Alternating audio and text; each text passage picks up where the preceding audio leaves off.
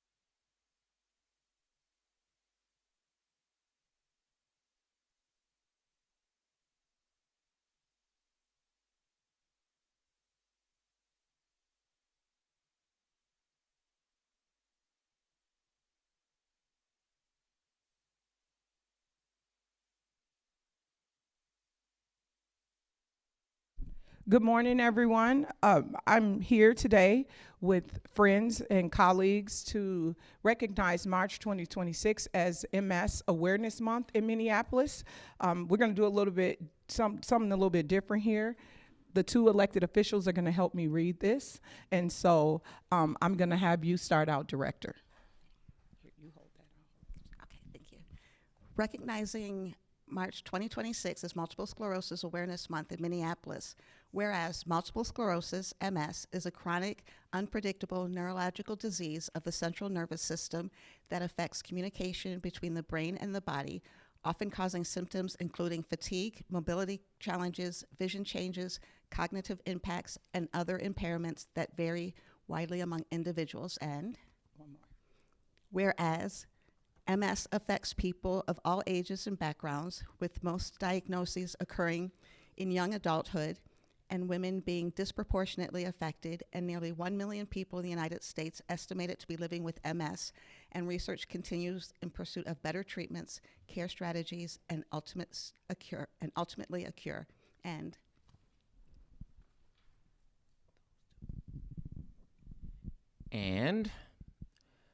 whereas March is nationally recognized as Multiple Sclerosis Awareness Month, a time dedicated to raising public awareness about MS, sharing educational resources, supporting people living with MS and their care partners, and promoting understanding and compassion across communities. And whereas Multiple Sclerosis Awareness Week is observed this year from March 8th through March 14th, 2026, which provides an important opportunity for community organizations, healthcare professionals, researchers, advocates, and residents to spotlight the realities of MS, amplify the voices of the MS community, and promote improved access to clinical care and research participation.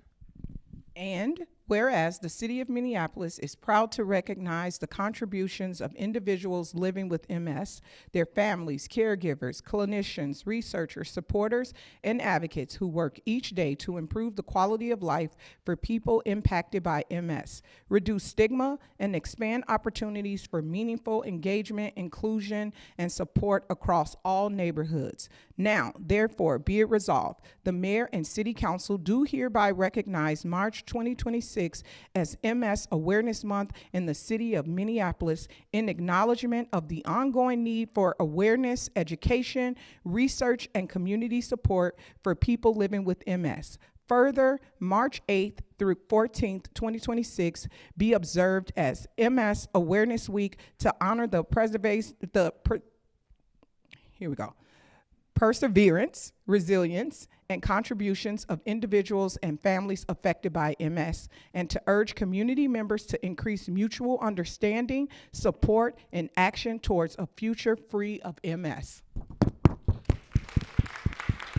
Is there anyone who would like to speak? Good morning. My name's Kathleen O'Donnell. I'm the Executive Director of the Upper Midwest chapter of the National MS Society. And thank you so much to Councilmember Vita, to the rest of the City Council and the Mayor for acknowledging MS Awareness Month. The proclamation was very profound and listed all the reasons why we like to elevate awareness of MS and ensure that people know where to go to get resources and support. The vision of the National MS Society is a world free of MS. And our mission is that we will cure MS while empowering people affected by MS to live their best lives. We do that by accelerating global cures as quickly as possible, by assuring that everyone has access to an affordable treatment plan that is tailored specifically for them, that people have access to competent guides to help them navigate and be more than their MS, and that we have community together. And so we're very grateful for this opportunity.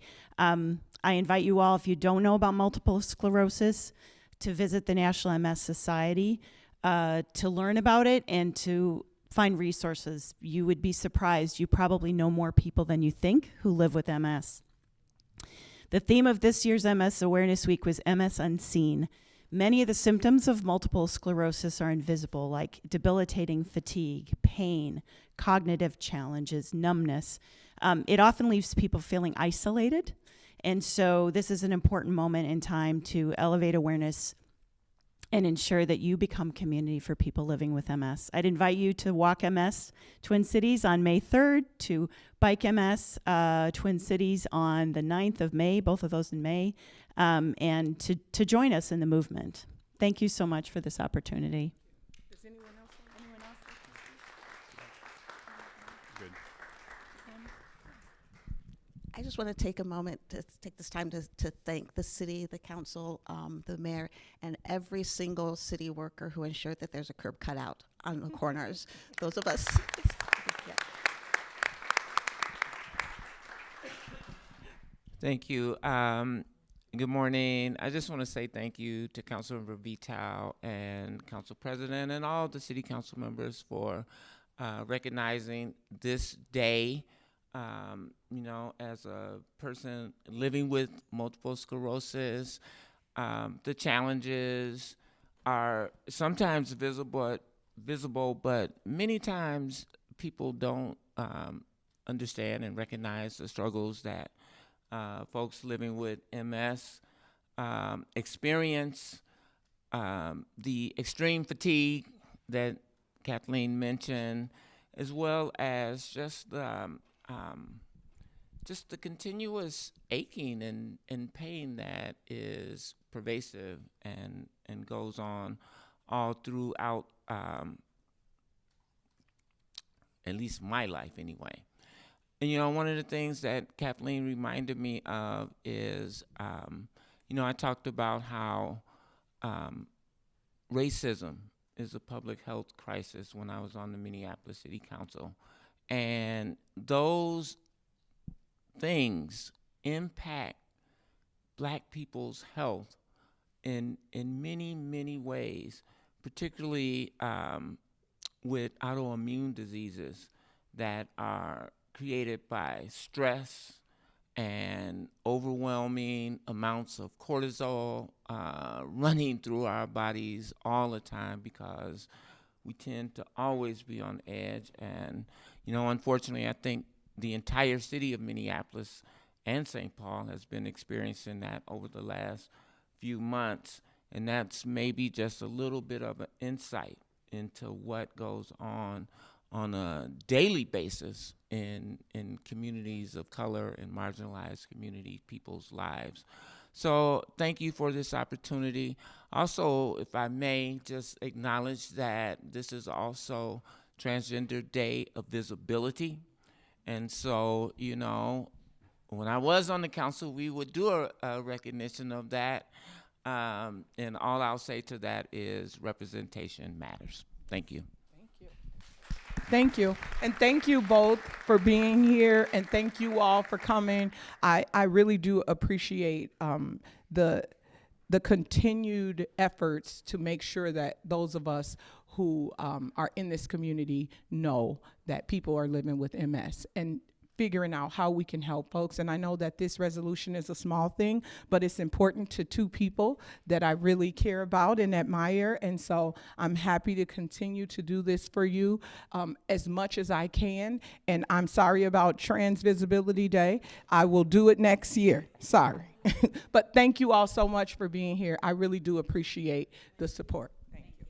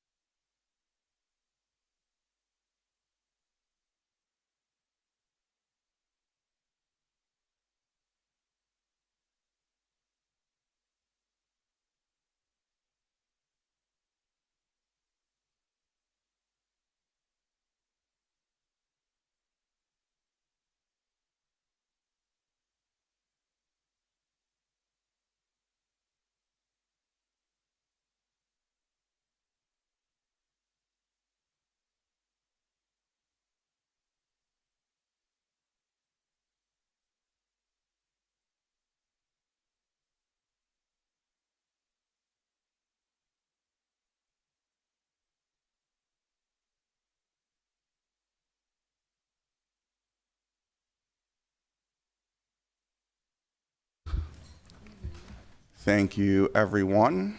At this time, I'm going to call this regular meeting of the City Council for March 26th to order. The clerk will call the roll. Councilmember Sugtime. Present. Councilmember Whiting. Present. Councilmember Chowdhury. Present. Councilmember Stevenson. Present. Councilmember Rainville. Present. Councilmember Vitaw. Present? Councilmember Palmisano. Present. Councilmember Chavez. Present. Councilmember Warren. Present. Councilmember Schaefer. Present. Councilmember Wansley. Present. Vice President Osman. Present. President Payne. Present. There are 13 members present. Let the record reflect that we have a quorum. Before we begin the meeting, let me remind all members and staff that this meeting is broadcast live to enable greater public participation. The broadcast includes real-time captioning as a means to increase the accessibility of our proceedings to the community. Therefore, all speakers need to be mindful of the rate of their speech so that the captioners can fully capture and transcribe all comments for the broadcast. We ask all speakers to moderate the speed and clarity of their comments. With that, the agenda for today's meeting is before us. I'm going to propose one change, which is that we move unfinished business to the top of the agenda so that we can dispense consideration of Mayor Fry's veto of the temporary pre-eviction notice prior to considering the report of the Committee of the Whole. Is there any objection to that plan? Seeing no objection, are there any amendments to the agenda?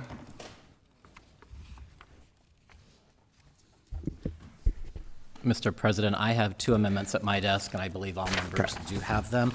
I'll just call your attention briefly to an amendment to the agenda by Councilmember Wansley, which is to add a notice to the agenda, and then there is also a motion from Council President which seeks to add under the order of resolutions a change to the Council's resolution previously adopted about Councilmember appointments to external organizations. Councilmember Wansley, would you like to move your amendment? Yes, I would. And beforehand, I just want to give some context about it. This motion before you includes two sections, one relating to hotel business licensing and the other related to consumer protections. Several weeks ago, this council discussed concerns we heard from the community about federal agents staying in hotels, creating potential danger for workers, guests, and neighbors. And following that discussion, myself and the co-authors of this ordinance have been in conversations with our city attorneys as well as with labor partners about ways to create more protections for workers and guests without creating undue administrative burdens on hotels. And in the coming weeks, we'll be bringing forward ordinance that helps strengthen hotel worker safety protections, as well as an ordinance to give consumers information about potential service disruptions so that they can make informed decisions about their choices. I look forward to having many more conversations about this, especially as we move back into the committee process where we can solicit, of course, feedback in the development of this ordinance. So with that, I will motion for this amendment to be approved. Is there a second? Second. And then I will move to amend the agenda to include under the order of resolutions, revising the city council's appointments to meet Minneapolis. We learned that there was a clerical error at the end of the year. The bylaws for Meet Minneapolis were amended, removing the total number of council members that we get to appoint on that body. And so this will be to address those technical amendments. And I'll speak to it when we get to it on the agenda. Is there a second for that? Second. May I have a motion to adopt the agenda as amended? So moved. Second. The clerk will call the roll. Councilmember Shugtai. Aye. Councilmember Whiting. Aye. Councilmember Chowdhury. Aye. Councilmember Stevenson. Aye. Councilmember Rainville. Aye. Councilmember Vita. Aye. Councilmember Palmisano. Aye. Councilmember Chavez. Aye. Councilmember Warren. Aye. Councilmember Schaefer. Aye. Councilmember Walmsley. Aye. Vice President Osman. Aye. President Payne. Aye. There are 13 ayes. That carries and the agenda is adopted. The next item is acceptance of the minutes from our regular meeting of March 5th. May I have a motion to accept those minutes, please? So moved. Second. The clerk will call the roll. Councilmember Shugtai. Aye. Councilmember Whiting. Aye. Councilmember Chowdhury. Aye. Councilmember Stevenson. Aye. Councilmember Rainville. Aye. Councilmember Vita. Aye. Councilmember Palmisano. Aye. Councilmember Chavez. Aye. Councilmember Warren. Aye. Councilmember Schaefer. Aye. Councilmember Walmsley. Aye. Vice President Osman. Aye. President Payne. Aye. There are 13 ayes. That carries, and the minutes have been accepted. Finally, we have the referral of petitions, communications, and reports to proper committees. May I have that motion, please? So moved. Second. The clerk will call the roll. Councilmember Shugtai. Aye. Councilmember Whiting. Aye. Councilmember Chowdhury. Aye. Councilmember Stevenson. Aye. Councilmember Rainville. Aye. Councilmember Vita. Aye. Councilmember Palmisano. Aye. Councilmember Chavez. Aye. Councilmember Warren. Aye. Councilmember Schaefer. Aye. Councilmember Walmsley. Aye. Vice President Osman. Aye. President Payne. Aye. There are 13 ayes. That carries, and those matters have been referred. Our next order of business is unfinished business. Today, we have one item of unfinished business, and that is council's reconsideration of the mayor's veto of the temporary pre-eviction notice extension ordinance, which was passed at our March 5th meeting. I'll ask our clerk to explain the reconsideration procedure for us before we take action on that item. Mr. Clerk. Thank you, Mr. President. As you noted, the mayor did veto the ordinance that extended the pre-eviction notice period and returned that act together with his objections in writing as required by city charter. This matter is contained in LIM's file number 2026-00099, which is linked from today's agenda. Pursuant to Section 4.4C3 of the City Charter and under Council Rule 7.8, an act that's vetoed by the mayor is returned to the City Council for automatic reconsideration at its next meeting. The matter is before the body in the exact same form, without debate and without amendment, and the immediate question to be decided by the council is as follows. Shall the decision of City Council stand, notwithstanding the veto of the mayor? If at least 2/3 of the council votes in the affirmative, then the mayor's veto is overridden and the original act is adopted. Otherwise, the veto is sustained. That means that an override of the veto requires a minimum of at least 9 affirmative votes on roll call. With that, Mr. President, I'm prepared to call the roll on that motion for automatic reconsideration. Are there any questions about the procedures for the clerk? Not seeing any. So to summarize, the motion to reconsider the veto of the temporary pre-eviction notice extension ordinance is before us. To override the veto requires at least 9 affirmative votes. That's aye votes. The clerk will call the roll. Councilmember Shugtai. Aye. Councilmember Whiting. No. Councilmember Chowdhury. Aye. Councilmember Stevenson. Aye. Councilmember Rainville. No. Councilmember Vita. No. Councilmember Palmisano. No. Councilmember Chavez. Aye. Councilmember Warren. No. Councilmember Schaefer. No. Councilmember Walmsley. Aye. Vice President Osman. Aye. President Payne. Aye. There are 7 ayes and 6 nays. That motion fails and the mayor's veto is sustained. The ordinance is not adopted.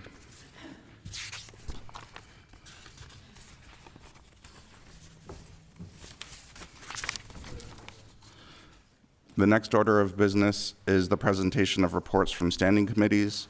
Due to Operation Metro Surge, we've been operating under a temporary structure that has condensed all standing committees into a single Super Cow committee. I'll recognize Councilmember Chowdhury, Chair of the Committee of the Whole, to present that report. Thank you, Mr. President. The Supercommittee of the Whole is bringing forward 62 items to today's council meeting. The first 3 items listed are public and quasi-judicial hearings. Item 1 approves an entertainment upgrade for ROG Progressive Indian Restaurant. Number 2 approves the 42nd Street Alley reconstruction project. And number 3 is a demolition appeal that was sent forward without recommendation. Item 4 authorizes a collective bargaining agreement. Item 5 approves the creation of a stillbirth leave policy. Item 6 approves appeal and equalization board appointments. Items 7 through 11 are contracts for various services. Item 12 funds the Urban Scholars Program. Item 13 approves a legal settlement. Items 14 and 15 approve liquor and gambling renewals. Items 16 and 17 approves appointments to boards and commissions. Item 18 authorizes art contracts. Item 19 approves a bond issuance. And item 20 authorizes a grant submittal. Items 21 through 23 are various master contracts. 24 approves a limited use of facility agreement. Items 25 through 28 are various contracts and gift acceptances. Items 29 through 31 are related to various grants. Item 32 is a tenant's right to organize staff direction. Item 33 is a legislative directive related to MPD overtime expenses used during Operation Metro Surge. This was sent forward without recommendation. Item 34 amends the 2026 capital improvement appropriation. Item 35 authorizes a cooperative agreement. Item 36 authorizes easements on Hennepin Avenue. Item 37 is a scooter and bike license agreement. This was sent forward without recommendation. Item 38 authorizes an MOU regarding EV spot networks. Item 39 is a street reconstruction project on University and 4th. This was sent forward without recommendation. Items 40 through 44 are various bids. Items 45 through 48 are various contracts. Item 49 accepts a grant, and items 51 and 50 are gift acceptances.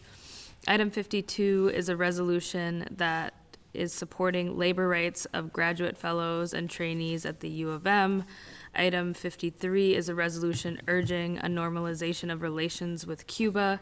And item 54 is a resolution supporting the divestment of European financial institutions from companies that enable ICE. I will note that these 3 policy resolutions were all sent forward without recommendation.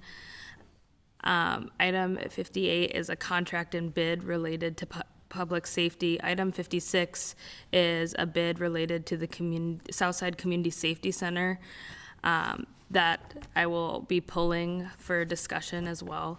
Item 57 approves the Minneapolis Small Business Resiliency Fund.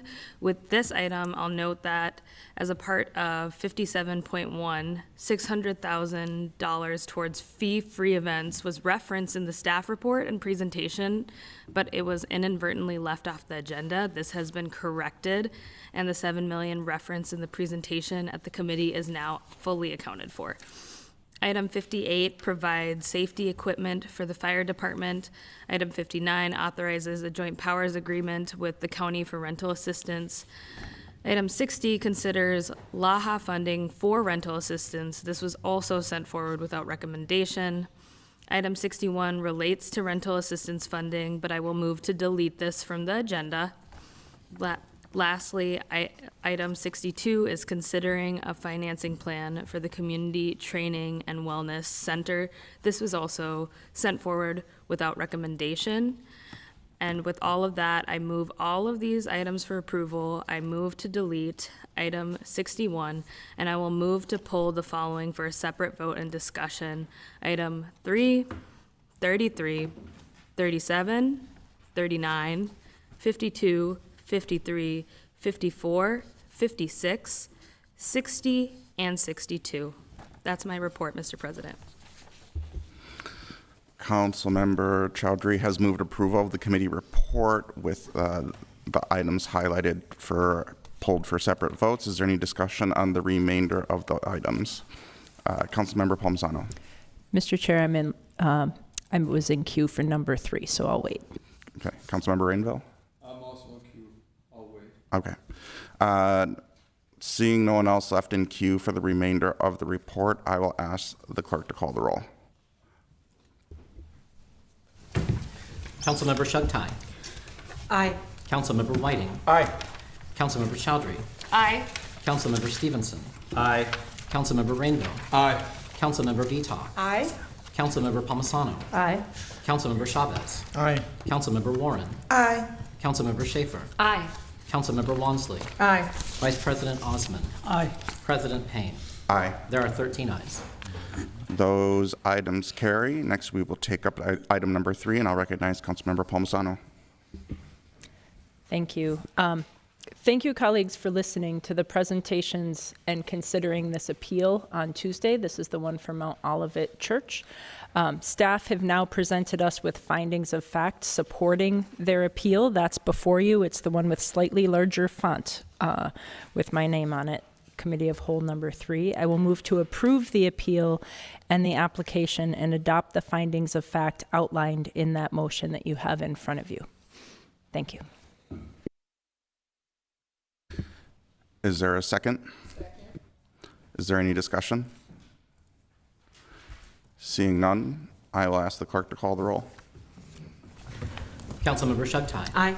Councilmember Whiting. Aye. Councilmember Chowdhury. Aye. Councilmember Stevenson. Aye. Councilmember Rainville. Aye. Councilmember Vita. Aye. Councilmember Palmisano. Aye. Councilmember Chavez. Aye. Councilmember Warren. Aye. Councilmember Schaefer. Aye. Councilmember Wansley. Aye. Vice President Osman. Aye. President Payne. Aye. There are 13 ayes. That carries. Next, we will take up item number 33. This is my legislative directive, I believe. Yes. So just for background, colleagues, this was a series of questions I shared with the police department, and I was waiting to hear back on a date for answers. And during the committee of the whole, they sent a memo that actually was responsive to these questions. I still think it's valuable that we have a presentation on this given the public interest on the topic. So I have asked MPD to present the content of that memo. That's all in your inbox at our next regular meeting of the Public Health, Safety, and Equity Committee. Is there any questions, or, Mr. Clerk? Mr. President, with apologies, there's a clerical error on the copy that's at your desks. It says cow number 34. It's cow number 33, as you indicated. Yes, that's why I had to double check. Can I get a second for that? Second. Is there any discussion? Seeing none, I'll ask the clerk to call the roll. Aye. Aye. Councilmember Whiting. Aye. Councilmember Chowdhury. Aye. Councilmember Stevenson. Aye. Councilmember Rainville. Aye. Councilmember Vita. Aye. Councilmember Palmisano. Aye. Councilmember Chavez. Councilmember Aye. Warren. Aye. Councilmember Schaefer. Aye. Councilmember Wansley. Aye. Vice President Osman. Aye. President Payne. Aye. There are 13 ayes. That item carries. Next, we'll take up item number 37, and I will recognize Councilmember Rainville. Thank you, Mr. President. I'm going to speak to item 37 and item 39 together. I had a chance to talk with Director Tim Sexton from Public Works and Alan Klugman, and I had very productive conversations with the both of them. In particular, I want to thank Alan Klugman for his wisdom. Both of these affect my ward quite a bit, and I'm happy to see that we have some resolution with staff and that they listened to the concerns of the residents. So with that, I will move approval of both 37 and 39. Councilmember Rainville's moved approval. Is there a second? Second. Any discussion? Seeing none, I'll ask the clerk to call the roll. Councilmember Shugtai. Aye. Councilmember Whiting. Aye. Councilmember Chowdhury. Aye. Councilmember Stevenson. Aye. Councilmember Rainville. Aye. Councilmember Vita. Aye. Councilmember Palmisano. Aye. Councilmember Chavez. Aye. Councilmember Warren. Aye. Councilmember Schaefer. Aye. Councilmember Wansley. Aye. Vice President Osman. Aye. President Payne. Aye. There are 13 ayes. Those items carry. Next, we will take up item number 52, and I don't remember who pulled this. Councilmember Wansley. Before I speak on this item, I did want to flag for our city clerks or security staff. There are residents, and we've been having this issue for a while now. There are residents who are trying to access the chambers and are being told that it's full, and you can clearly see that there's several open spaces. So I don't understand what is going on with security and why we're constantly having an issue where residents are being denied access to chambers, which they pay taxes for and should have access to. So someone can flag that. I just wanted to follow up on that because I was notified. But speaking to item 52, which is the labor rights of graduate fellows and trainings at the University of Minnesota, Graduate Labor Union, also specifically United Electrical Local 1105, or also GLUE for short, is the labor union representing graduate workers at the University of Minnesota. The grad student unionization campaign began in February of 2023, and just after 4 weeks, a supermajority of 2,800 total graduate workers signed union cards. And in April of 2023, 97% of grad workers voted yes to form their union known as GLUE. In 2024, the state legislature expanded the definition of public employee, including a new category of graduate students at the University of Minnesota in the bargaining unit called the graduate fellows and trainees. And despite this language and the intent of the legislation, the University of Minnesota has denied graduate fellows and trainees union representation. Graduate fellows and trainees do the same work as other graduate workers, but are left without paid leave, earned sick and safe time, protection from harassment, or are overworked, and also lack union representation. This also gives the university the ability to reclassify work outside of the bargaining unit and undermine the union strength and labor protections. The University of Minnesota is a major employer, not only in just Ward 2, but it's a major employer citywide. And it's incredibly disappointing to see that the U spend taxpayer money trying to union bust grad students who are simply trying to make ends meet while also performing a function that allows the university to thrive and be among one of the finest public institutions of higher learning in the country. But instead of complying with the new para policy and recognizing the entire bargaining unit, including graduate fellows and trainees, they are trying to essentially postpone or stall out unionization efforts. So this resolution urges the U to settle the dispute with the union by simply following the clear language of the state policy and recognizing all graduate workers as part of the bargaining unit. So with that, I will motion this policy resolution for approval and ask for a second. Second. It's been moved and seconded. I'll recognize Councilmember Stevenson. Thank you. I just wanted to mention that I was a graduate student employee at the University of Minnesota, and we did not have union representation back then. I sorely wish that we did. When the Public Employee Labor Relations Act a couple of years ago was passed, it gave the right of public employees to form their own bargaining units. Therefore, if fellows and trainees want to be in the same unit as graduate students, that is their right, and the U of M administration needs to recognize it. The work of graduate students can be very difficult. On top of all the academic work that students are already doing, and the U of M needs to recognize that their labor is what keeps the U a reputable and running place. Councilmember Schaefer.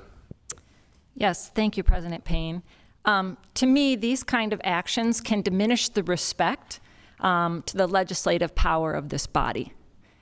For this body to insert our opinion into another coordinating body's work, bringing forward an official statement from the legislative body of this city of Minneapolis about someone else's jurisdiction and work, I believe is not helpful in developing relationships with our coordinating bodies.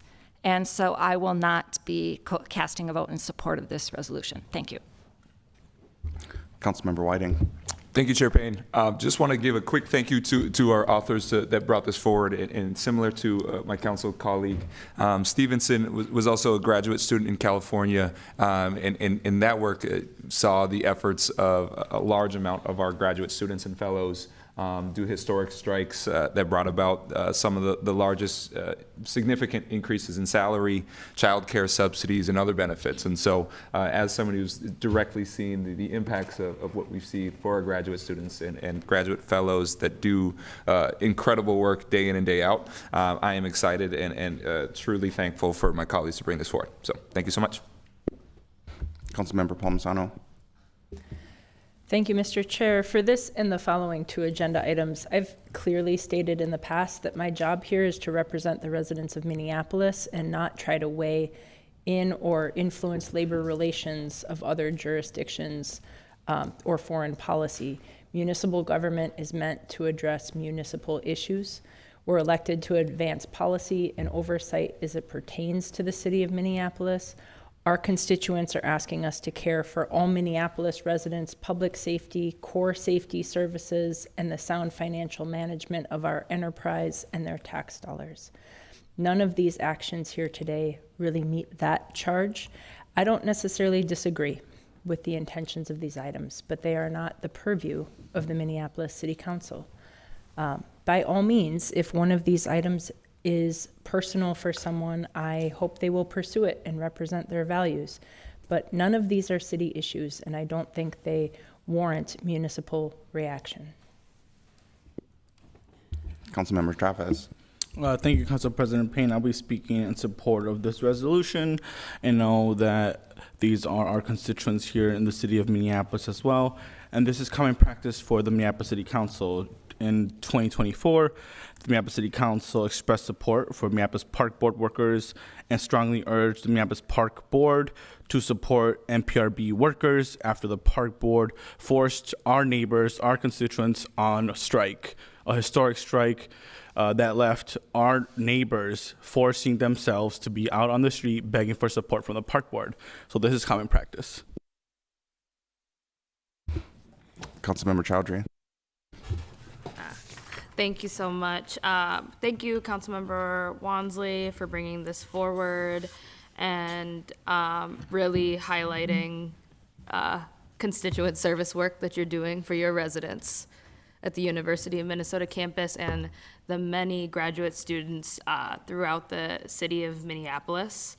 I am going to be very proud to support this today because power concedes nothing without a demand. That's Frederick Douglass. And oftentimes, especially in cases of workers, especially at the University of Minnesota, the institution is often against, and we have an opportunity where a city institution that is charged with representing these graduate students has the power to weigh in and advocate on their behalf, especially when it's the right thing to do. And I just vehemently disagree that this is not city work. I think it's constituent representation, and I think it is our work in making sure that we have inclusive and welcoming city, which is our stated mission. And it's also why we have intergovernmental relations. And sometimes you need to have the hard conversation that's a part of relationship building. And if the university that I'm a graduate of is creating hardship for students and community members that we're charged to represent, I'm going to say something about it, and I'm going to ask for change because that's what our residents deserve. I put myself in queue because, of course, I'm going to stand in solidarity with our graduate workers, but I wanted just to speak more broadly to the role of local government. We're actually very limited in our power, and I think Councilmember Palmisano outlined that pretty clearly. The scope of our work is very specific, but we're the most accessible form of government that's available to constituents. And we share constituents with the county and the state and the federal government. You are not separate constituents from those other levels of government. And I aim always to do everything within my power to address the realities that we're facing, whether that is a labor dispute or a federal invasion. And we very clearly don't have the power to stand up to the federal government officially in our capacity as council members, but that doesn't mean that we are powerless when the federal government invades us. And so whether that is through our own physically putting our bodies on the line in the streets or using our voice to send a very clear message to other levels of government, I think that's exactly the role of local government, because we are there in the streets with you. We are your voice, and it would be a shame if we didn't use it. And with that, I will ask the clerk to call the roll. Councilmember Shugtai. Aye. Councilmember Whiting. Aye. Councilmember Chowdhury. Aye. Councilmember Stevenson. Aye. Councilmember Rainville. No. Councilmember Vitaw. Aye. Councilmember Palmisano. Aye. Councilmember Chavez. Aye. Councilmember Warren. Aye. Councilmember Schaefer. No. Councilmember Wansley. Aye. Vice President Osmond. Aye. President Payne. Aye. There are 11 ayes and 2 nays. That carries. Next, we will take up item number 53, and I believe this is also Councilmember Wansley. Thank you, President Payne. So over the years, the City Council has passed many resolutions related to how international affairs impact our constituents and urging humane foreign policy actions by the federal government. Just a few examples include urging ceasefire and combat of operations in Iraq from 2007, condemning the January 2017 presidential executive orders on immigration enforcement and refugees, and approving a unity resolution with Ukraine in 2022. This council has also approved multiple resolutions in solidarity with the Cuban people. In 2018, this body approved a resolution about building a new cooperative relationship between the United States and Cuba. And in 2021, my predecessor, Councilmember Gordon, authored a resolution promoting medical and scientific collaboration between Minneapolis and Cuba. The reason that international issues like this come before the council is because they matter to our residents. And when residents identify an opportunity for local government to weigh in on the issues that matter most to them and our broader community, I am honored to support them in advancing those values. And the council is a legislative body of the largest city in the state, and our official positions are transmitted to our federal legislators so that they can best advocate for and represent the people of the city. In this instance, we're seeing economic and foreign policy actions by the Trump administration contribute to starvation and dire humanitarian conditions in one of the nations that neighbors ours. Residents asked me to bring forward a resolution to express our city's our city's opposition to the cruelty and calling for normalization of relations with Cuba. This is a simple way to express solidarity with the people who are living in terrible conditions because of the U.S. government and our current blockade against them. And of course, I hope all my colleagues would support me in advancing this resolution. And before I move it for approval, I do want to say I think it is completely absurd that there are elected officials here who cannot see the power and the influence of Minneapolis, both nationally and internationally.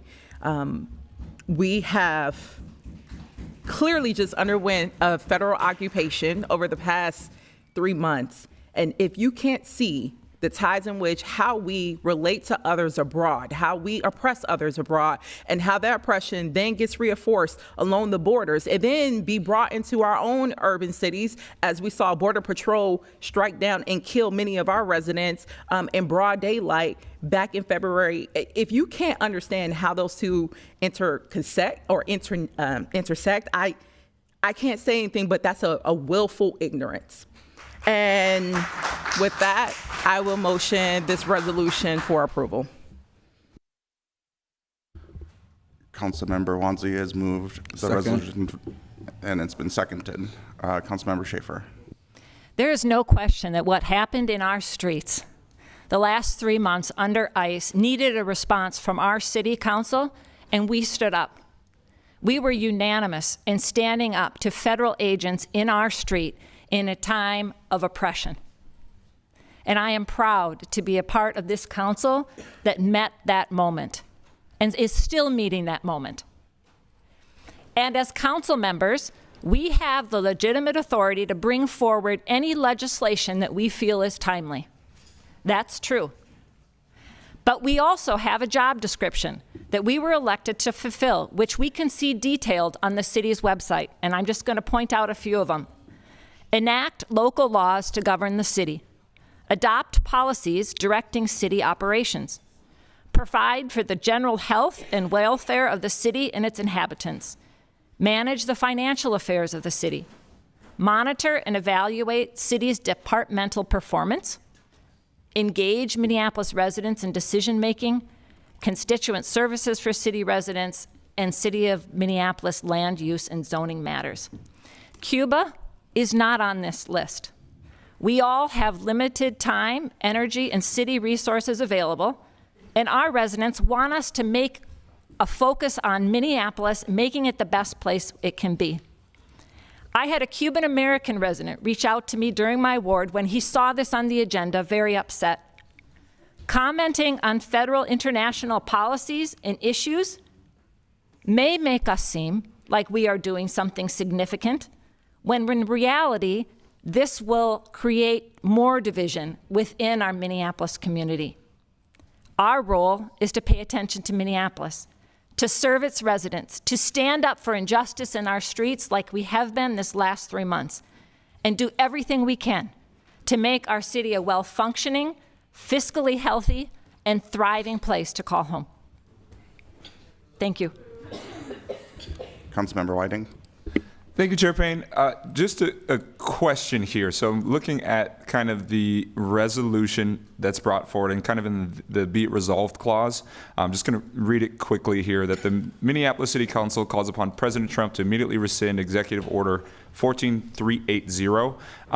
And just after a little bit of research here, it looks like that executive order has already been rescinded. It looks like Executive Order 14389 by the federal government actually did rescind Executive Order 14380. I'm like, maybe President Trump saw our resolution and decided to rescind it. But just wanted to note that out there as well. So thank you. Councilmember Chavez. Thank you, President Payne. I just want to speak not necessarily on the substance of the resolution, but on the comments about whether this is our role in city government or not. I just want to remind my colleagues that, for example, Councilmember Palmisano authored a resolution opposing war with Iran and calling for immediate de-escalation a couple years ago. Councilmember Rainville authored a resolution expressing unity with the people of Ukraine in their fight to protect their homes and loved ones against those that wish to do harm, and call for additional humanitarian support from the federal government. And myself and a variety of our colleagues during the day has offered a resolution calling for a permanent ceasefire and preventing the loss of human life in the Middle East. So I just want to say that out loud because this is stuff we all have done across the political spectrum, and it just feels like anytime a progressive brings it forward, it becomes an issue, and I just wanted to call that out. Vice President Osman.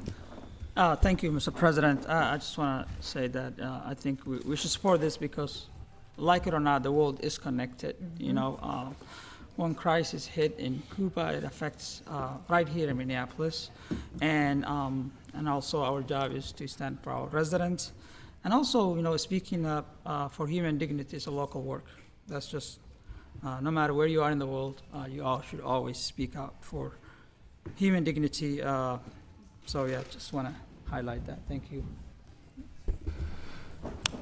Seeing no one else left in queue, I'll ask the clerk to call the roll on item number 53.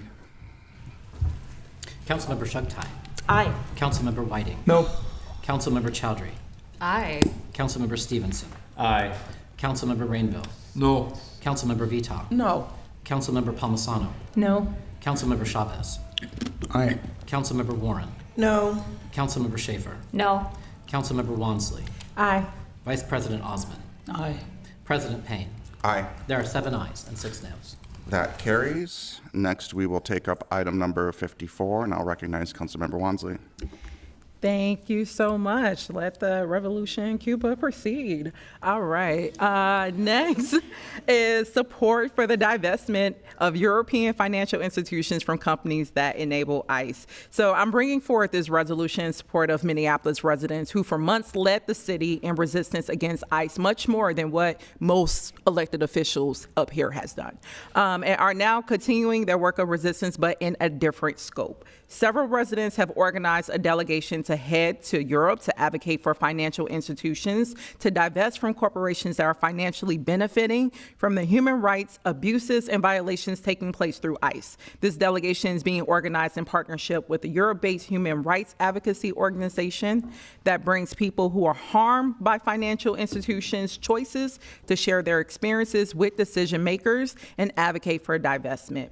It has been widely reported that corporations like Palantir have had a huge role in providing the tools to the U.S. federal government to violate the human rights of its residents. And we no longer have a functional federal government that adheres to rules of law or is interested in regulating corporations who profit from human rights violations. This means we must find allies and partnerships all across the globe to hold these corporations accountable. And I'm grateful for these residents who are doing critical work that could lead to significant global changes, because as we see, those global dynamics do impact us here in our own backyards. And history has shown that successful movements against fascist governments requires mass solidarity and resistance, and a common tool to advance that has been through boycotts and divestments. So encouraging European countries to divest from corporations that enable DHS and ICE is a strategic action when the reality is we cannot rely on the federal government to essentially police themselves.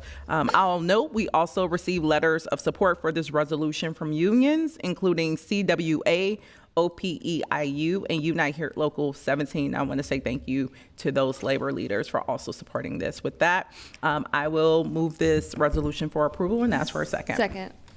It's been moved and seconded. I'll recognize Councilmember Chowdhury. Thank you, President Payne. Yeah, I am really proud to co-author this resolution. But I am more proud of the community members in the city of Minneapolis that will be going to Europe and advocating on behalf of our city to talk about the injustice that DHS and ICE has brought to our community and the lives that they've stolen and the families that they've torn apart. I just commend our residents and community members for their continued bravery. And the thing about the Minneapolis City Council sending this resolution to the European financial institution is that Europe is really, really aware of the city of Minneapolis. They're very, very aware of the city of Minneapolis. I had several friends and relatives that were traveling to Europe during the ICE occupation, and their media was constantly covering the atrocities that was enacted onto our city streets by the federal government. And so I believe that this is a very powerful statement, and we should encourage one, the abolition of ICE and DHS, because if you have an institution that's going to kill its own citizens, I mean, it just goes without saying, but we should absolutely speak against profiting off of those same types of atrocities and violence. And I'll echo what my other colleagues have shared, that all of this is interconnected. This is not the first time that Minneapolis has been at the center of international conversations. And in our current political climate, I think it would be naive to believe that it won't happen again, right?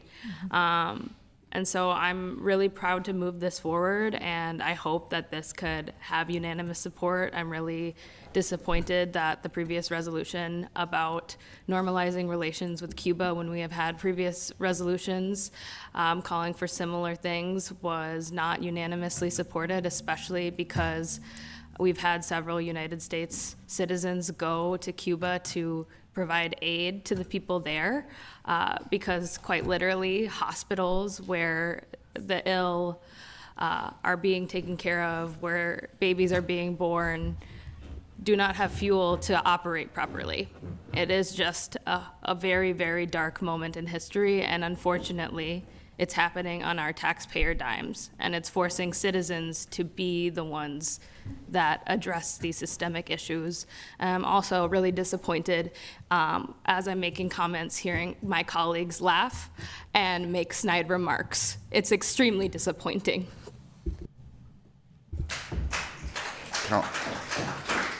Councilmember Schaefer. Yes, this body has been proud of the strong resolutions that we have written against ICE funding. This is different. Right now, our legal department is in the middle of suits related to the ICE incursion.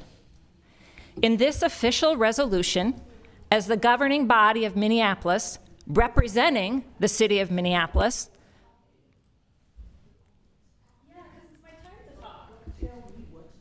But one Excuse me? conversation at a time, please.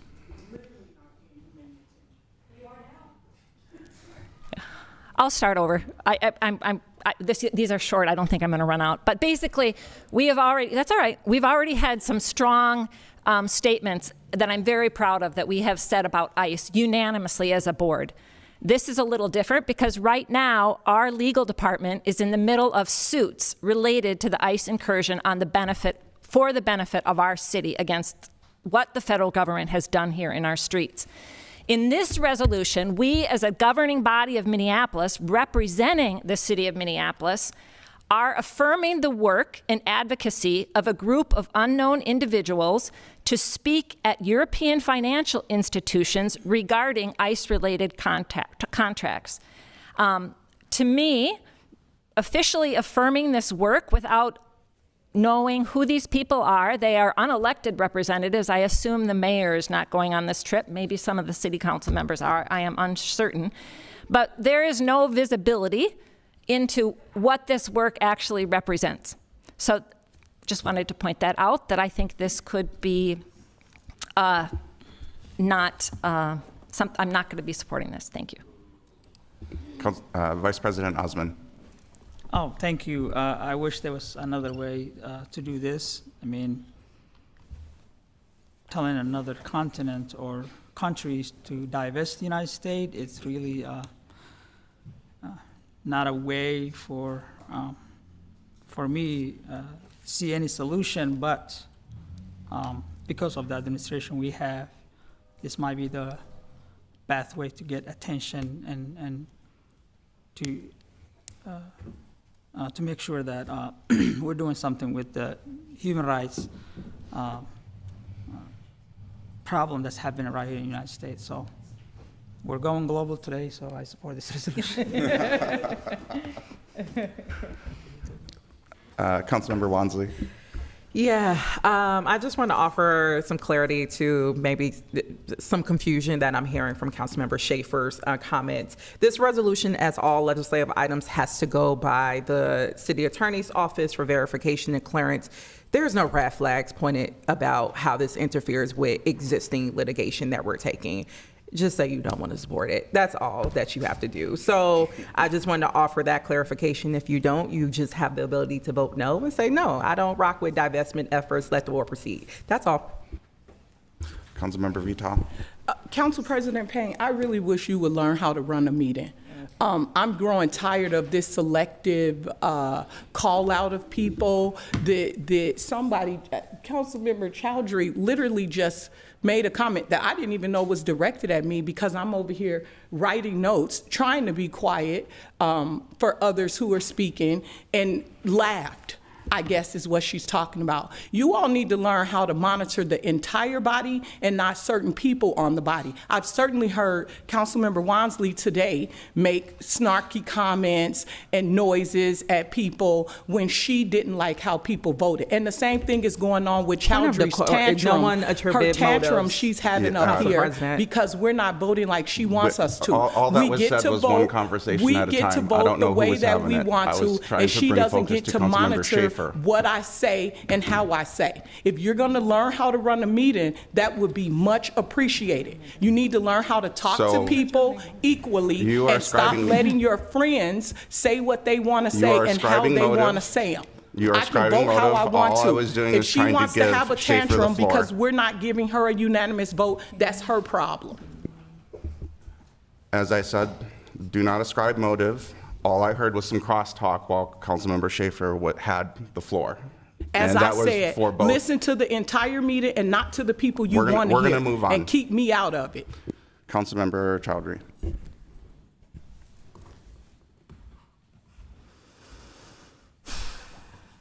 No one needs to vote on this. Let it be in the record. That's fine.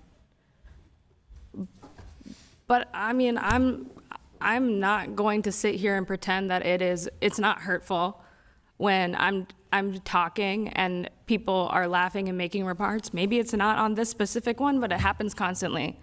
When I'm chairing a meeting and someone calls me a fucking child, and I'm just doing a direct quote.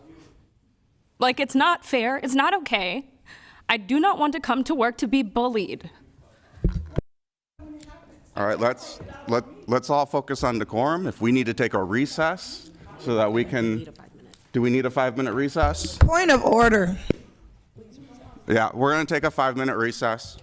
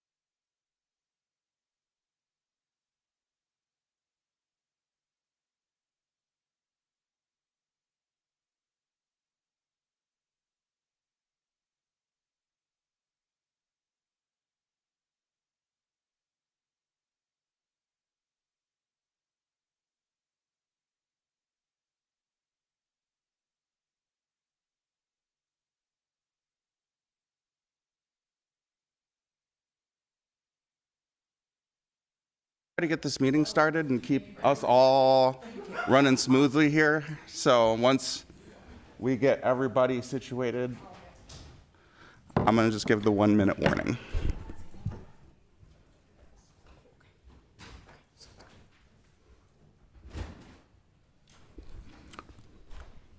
And just in case you didn't hear that 1 minute.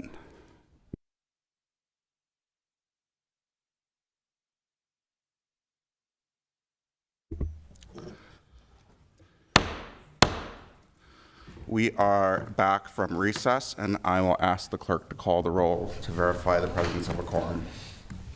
Councilmember Shugtai. Present. Councilmember Whiting. Present. Councilmember Chowdhury. Present. Councilmember Stevenson. Present. Councilmember Rainville. Present. Councilmember Vita. Present. Councilmember Palmisano. Present. Councilmember Chavez. Present. Councilmember Warren. Present. Councilmember Schaefer. Present.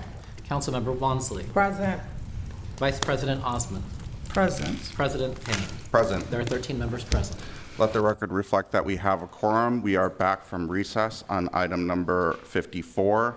I'm going to ask my colleagues to mind all of our rules of decorum. We have little yellow ones printed out here. I'll be following that a little bit closely. I've been a little bit fast and loose, and we're going to maybe hear the gavel a little bit more as we continue this meeting if we need to. So with that, I will recognize Councilmember Chavez.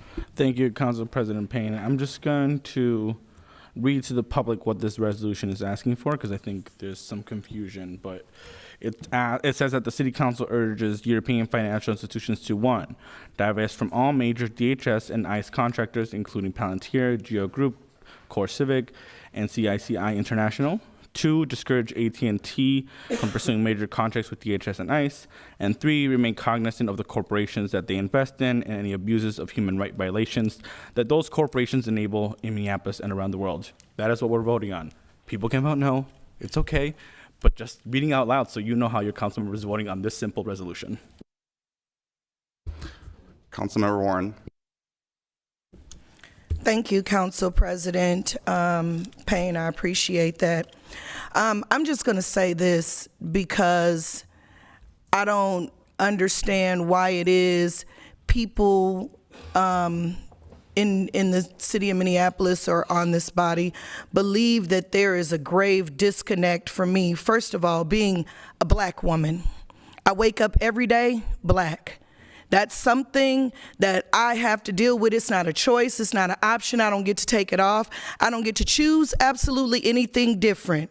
The adverse effects of marginalization and things that I experience being a black woman every day is something that has been perpetuated by institutions of white racism throughout history. Welcome to the place that I've lived my entire life. Welcome to where I've been with my ancestors, my grandparents, my parents, and welcome.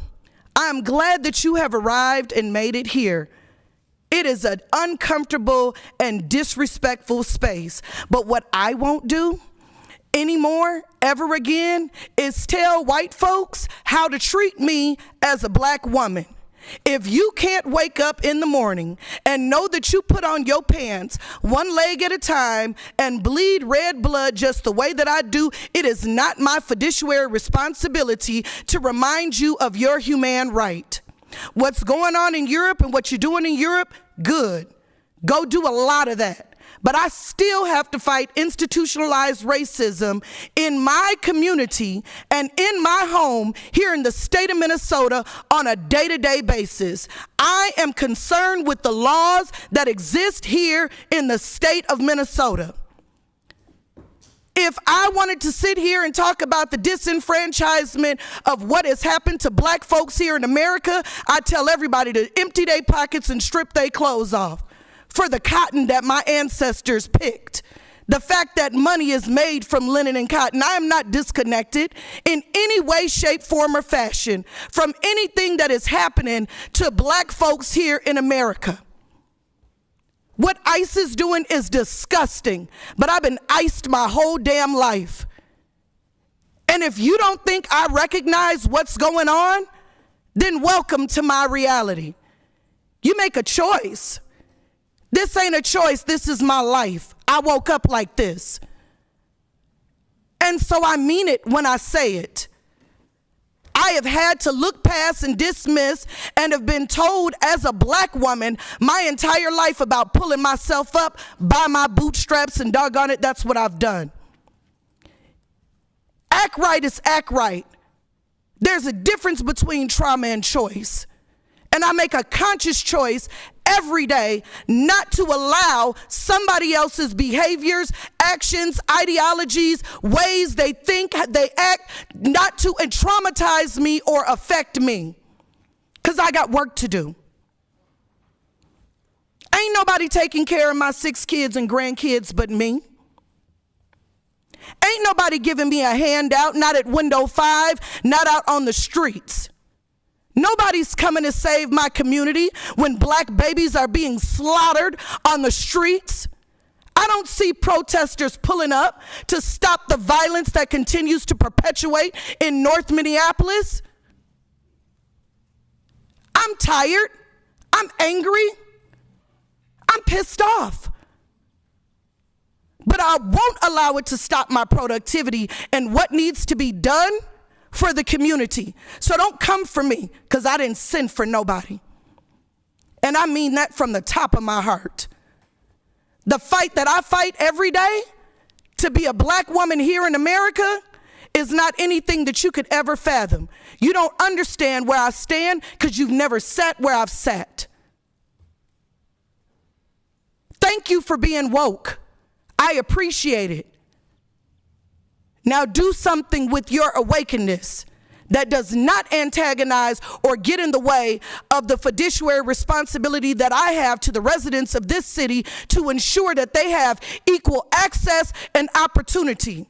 Let me see you all pull up and make sure that North Minneapolis has the fair and equal treatment that it deserves, to make sure that our babies ain't getting slaughtered on the streets here. Because we show up for everything else. It's a real place. Welcome to my reality. I'm glad you could make it. Now do something with your presence. The end. Councilmember Whiting. Thank you, President Payne. I don't know how to follow that one. Thank you, Pearl. Councilmember Warren, my apologies. Please use titles. Yep, my apologies, Councilmember Warren. Specifically kind of talking to this point here, right?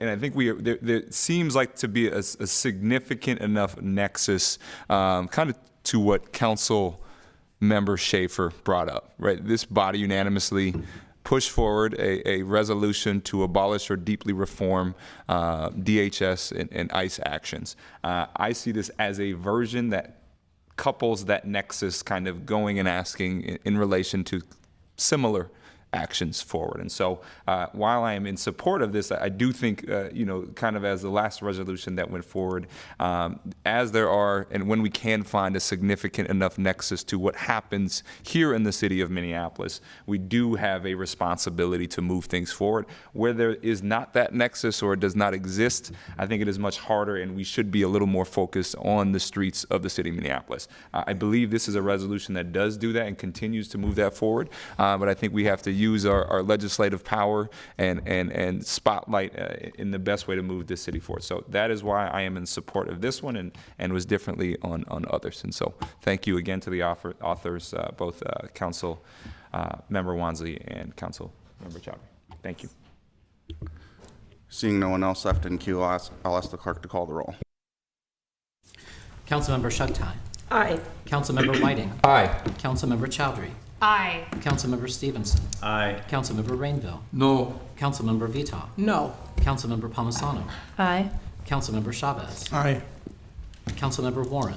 No, thank you. Councilmember Schaefer. No. Councilmember Wansley. Aye. Vice President Osman. Aye. President Payne. Aye. There are 9 ayes and 4 nays. That carries, and we will take up item number 56. I'll recognize Councilmember Chowdhury. Thank you so much, President Payne. At the last meeting, the Super Cow, I moved this forward for approval, the Southside Community Safety Center. I did have a question for staff about it, and that's why I moved this for discussion. So I'm looking for finance and property staff or our COO to be available to answer any questions. I see COO Anderson Kelleher and team. Thank you so much. So it was brought to my attention that this bid for construction does not use union labor by the building and construction trades. That was deeply frustrating and disappointing to hear. However, I have heard from them that they are intending to have meetings with you, COO Anderson Kelleher, to discuss labor harmony. Could you please detail for the body what that will look like? President Payne, Councilmember Chowdhury, could I just do a little bit more Yes, about please. the contract? So this was bid under a low bid contract by state law.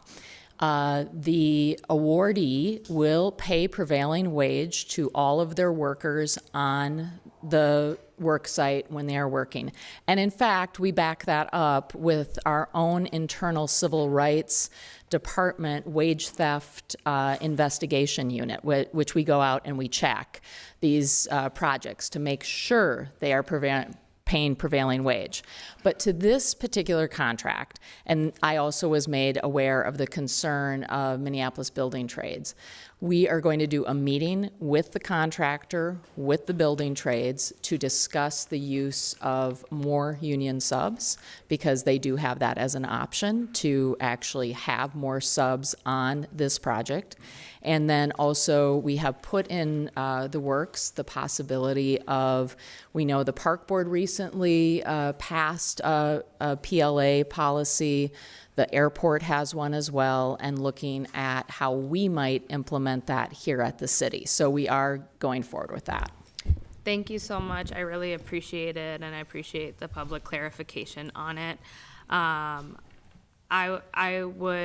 have also been in discussion with a couple council members up here, and then also different trade unions about a PLA ordinance, and so I would like to notice an intent to work on this ordinance with city staff, and then I know that there are other council members that are interested in co-authoring. I'm looking at Councilmember Chugtai, and I think President Payne has shared an interest in that, so I'd like to notice that intention to work on that ordinance for project labor agreements here in the city of Minneapolis.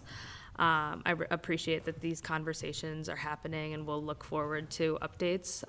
We know that this Southside Community Safety Center is behind, and community has been waiting for a very long time for this. So I just wanted to be able to make that comment, and we'll ask members to support this moving forward. Thank you. Councilmember Chowdhury has moved this for approval. Is there a second? Second. Any discussion? Seeing none, I'll ask the clerk to call the roll. Councilmember Chugtai. Aye. Councilmember Whiting. Aye. Councilmember Chowdhury.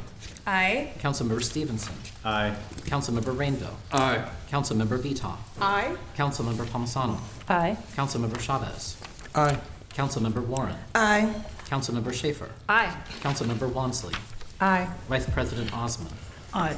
President Payne. Aye. There are 13 ayes.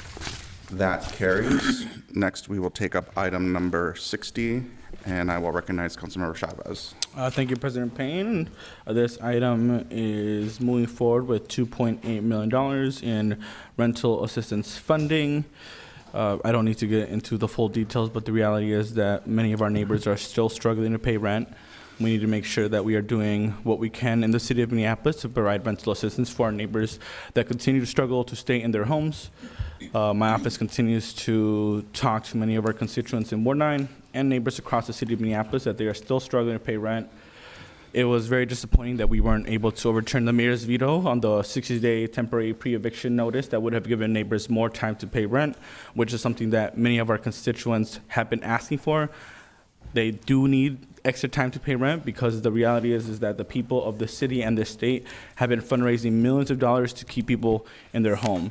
But we also know that many of our constituents cannot pay rent because the amount of fundraising is getting smaller. People cannot fundraise as much because they have been using, we heard from testimonies, someone talked about how they had to use their children's money that would have gone to college to pay for the rent, and that was very sad to hear. And what this is going to do is provide $2.8 million in additional rental assistance funding so we can continue to keep more people in their homes. So while I'm disappointed that the mayor did not want to give our renters community, our immigrant neighbors more time to pay rent, this is at least going to provide some relief for some of our neighbors. I'll move this for approval. And I understand there's probably going to be debate on amendments. Second. It's been moved for approval and seconded. I'll recognize Councilmember Wansley. Thank you, President Payne. There's also a motion before you all, Title 60.2, co-authored by myself and Council Vice President Osmond. We're bringing this in response to much of the conversation that took place at Cal on Tuesday, and essentially we're hearing two clear concerns. One being in the joint powers agreement for the rental assistance, there is currently a 30% AMI cap, and a number of our colleagues raised concerns around whether or not this AMI percentage would truly reach many of the residents who are in dire need of rental assistance and who would be over that cap. And if there was space for the county and the city to negotiate this component to expand more flexibility around it. And then also there was the concern around the perceived lack of coverage from the selected nonprofit providers. Yesterday, myself, Council Vice President Osmond, as well as staff from CPED, our city attorneys, and leadership from the county were able to meet, and this motion reflects the outcomes from that meeting. As was stated on Tuesday, the original JPA has already received approval from the county board to administer up to $2 million. However, should we pass the additional $1.8 million, county staff will have to go and amend the JPA to reflect that increase and bring that forward to the county for approval. So this motion essentially requests that CPED advocates for that a minimum 50% AMI cap during that amendment process for the $1.8 million appropriation. We were also able during that meeting to secure a commitment from the county leadership that should the additional funding pass, they will utilize additional partners to ensure that residents from all parts of our city will have access to these dollars.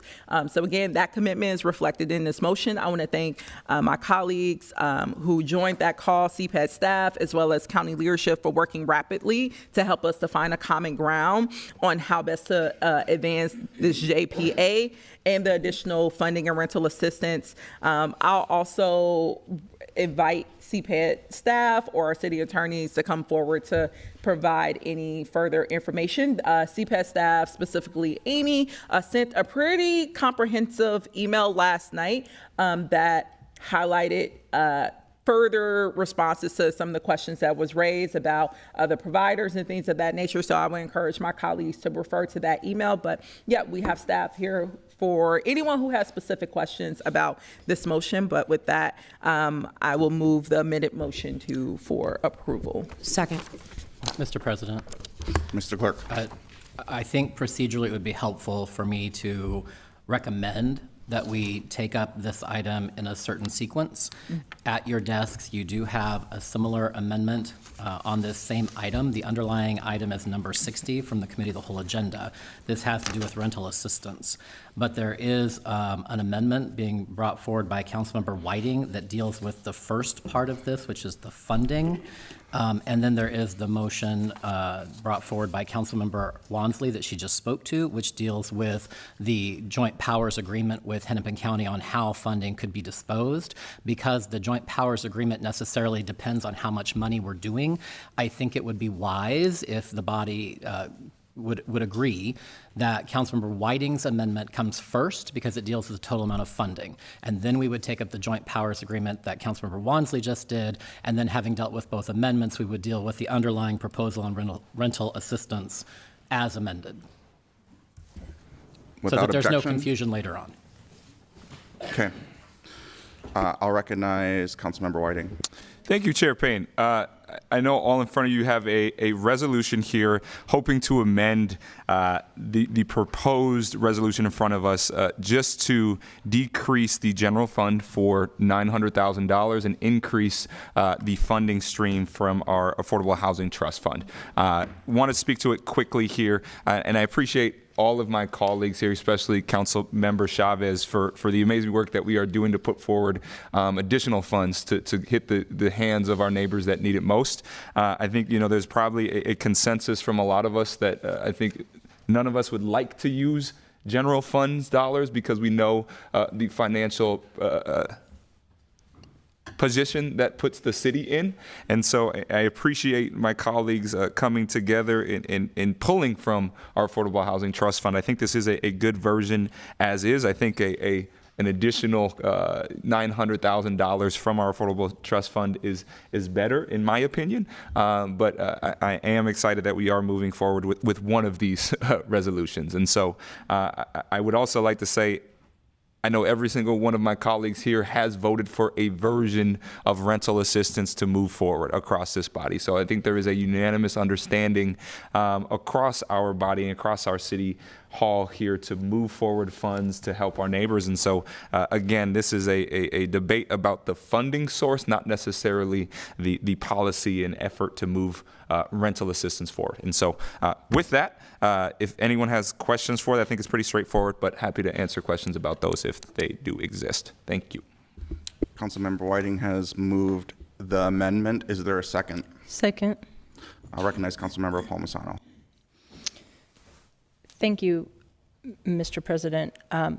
We continue to suffer the impacts of Operation Metro Surge, and that includes an ability for people to pay rent. I've been on the record saying I don't support extending an eviction timeline, but the best way to continue to work on this problem is to increase rental assistance. I stand by that, and I will support, again, the use of local affordable housing aid funds for this purpose.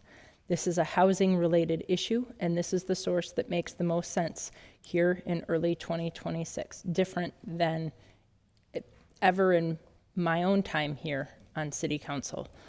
I don't like taking money from the Affordable Housing Trust Fund, as that's how we support the creation and preservation of deeply affordable housing in Minneapolis. But these are extraordinary times, and I feel like this is what we need to do in this moment. Long term, it does mean that we're going to finance less 20 to 30 year affordable projects. And that's a big trade-off. That's not a trade-off that I take lightly. This takes our trust fund down to about $14 million. We cannot solve this problem on our own. The massive effort of mutual aid and philanthropic support is helping us to get through this time until the state can act and to give us more. But this is one way, I think, for us to be thinking creatively, but also responsibly. I'm also very concerned for our general fund balance. We don't anticipate the enterprise cost of responding to Operation Metro Surge. We didn't do that last budget cycle, so this would be things like an immense amount of staff overtime in emergency operations, in public works, in police, in communications, et cetera. Those increased costs have not been forecast into this budget last December, and the strain on our general fund is going to be significant. So I can't support using cash balance or general fund for this purpose. We have to maintain those reserves and protect our bond rating. But I will be supporting this motion by Councilmember Whiting. Thank you. Councilmember Chowdhury. Thank you, President Payne. And thank you, Councilmember Whiting, for bringing this amendment forward. While I appreciate it, I will not be able to support it. I really believe that we need to move forward additional rental assistance. We really actually do need two things, and People Serving People was on WCCO radio, Hong Murphy, yesterday agreeing to that point, saying, yes, we need rental assistance, but people also need more time. That's why we pushed for a pause on evictions, because people need extra time to fundraise costs. And even with this extra time, we have been able to, as a council, and even with the mayor's administration, show willingness for additional rental assistance, and also have a match from the Wilson Family Foundation. I know that several council members have talked to the Wilson Family Foundation and helped bring that across the way. So thank you to the several council members who worked on that. And that's why, even though I extremely struggle with taking money from the Affordable Housing Trust Fund, I can move forward on a package that takes some. We're taking $1.9 million, and frankly, that sucks. It does, because we are just chipping away at the Affordable Housing Trust Fund.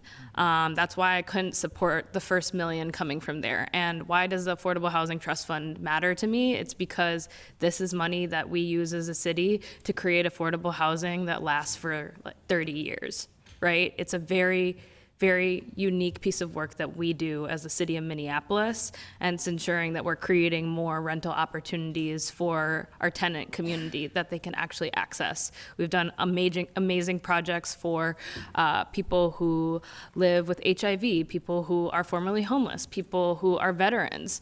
That's what these Affordable Housing Trust Fund dollars have been able to do, creating multifamily housing, creating senior housing, creating transit-oriented development, really key things about the city of Minneapolis that our residents send us here to do. And so taking the full $2.8 million from the Affordable Housing Trust Fund is not something that I can support. I can live with the $1.9 million, and then the rest coming from the general fund for that reason. I have been in conversations with other council members about looking for ways in which we can replenish the Affordable Housing Trust Fund. That means this budget cycle, I'm going to be really protective of the LAHA funds that we do get from the state and encourage us to put more of LAHA into the Affordable Housing Trust Fund, but also looking for other resources. So I really wanted to explain that a little bit further, so when we come to the next item, I don't have to speak to that. So thank you, colleagues.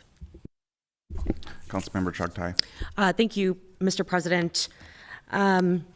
Similar to Councilmember Chowdhury, I want to really speak in defense of the Affordable Housing Trust Fund, which has been chipped away at over the years, and I am so deeply uncomfortable with the idea that we are taking money out of the Affordable Housing Trust Fund. That is the way that our city is a part of building new affordable housing units and bringing them online.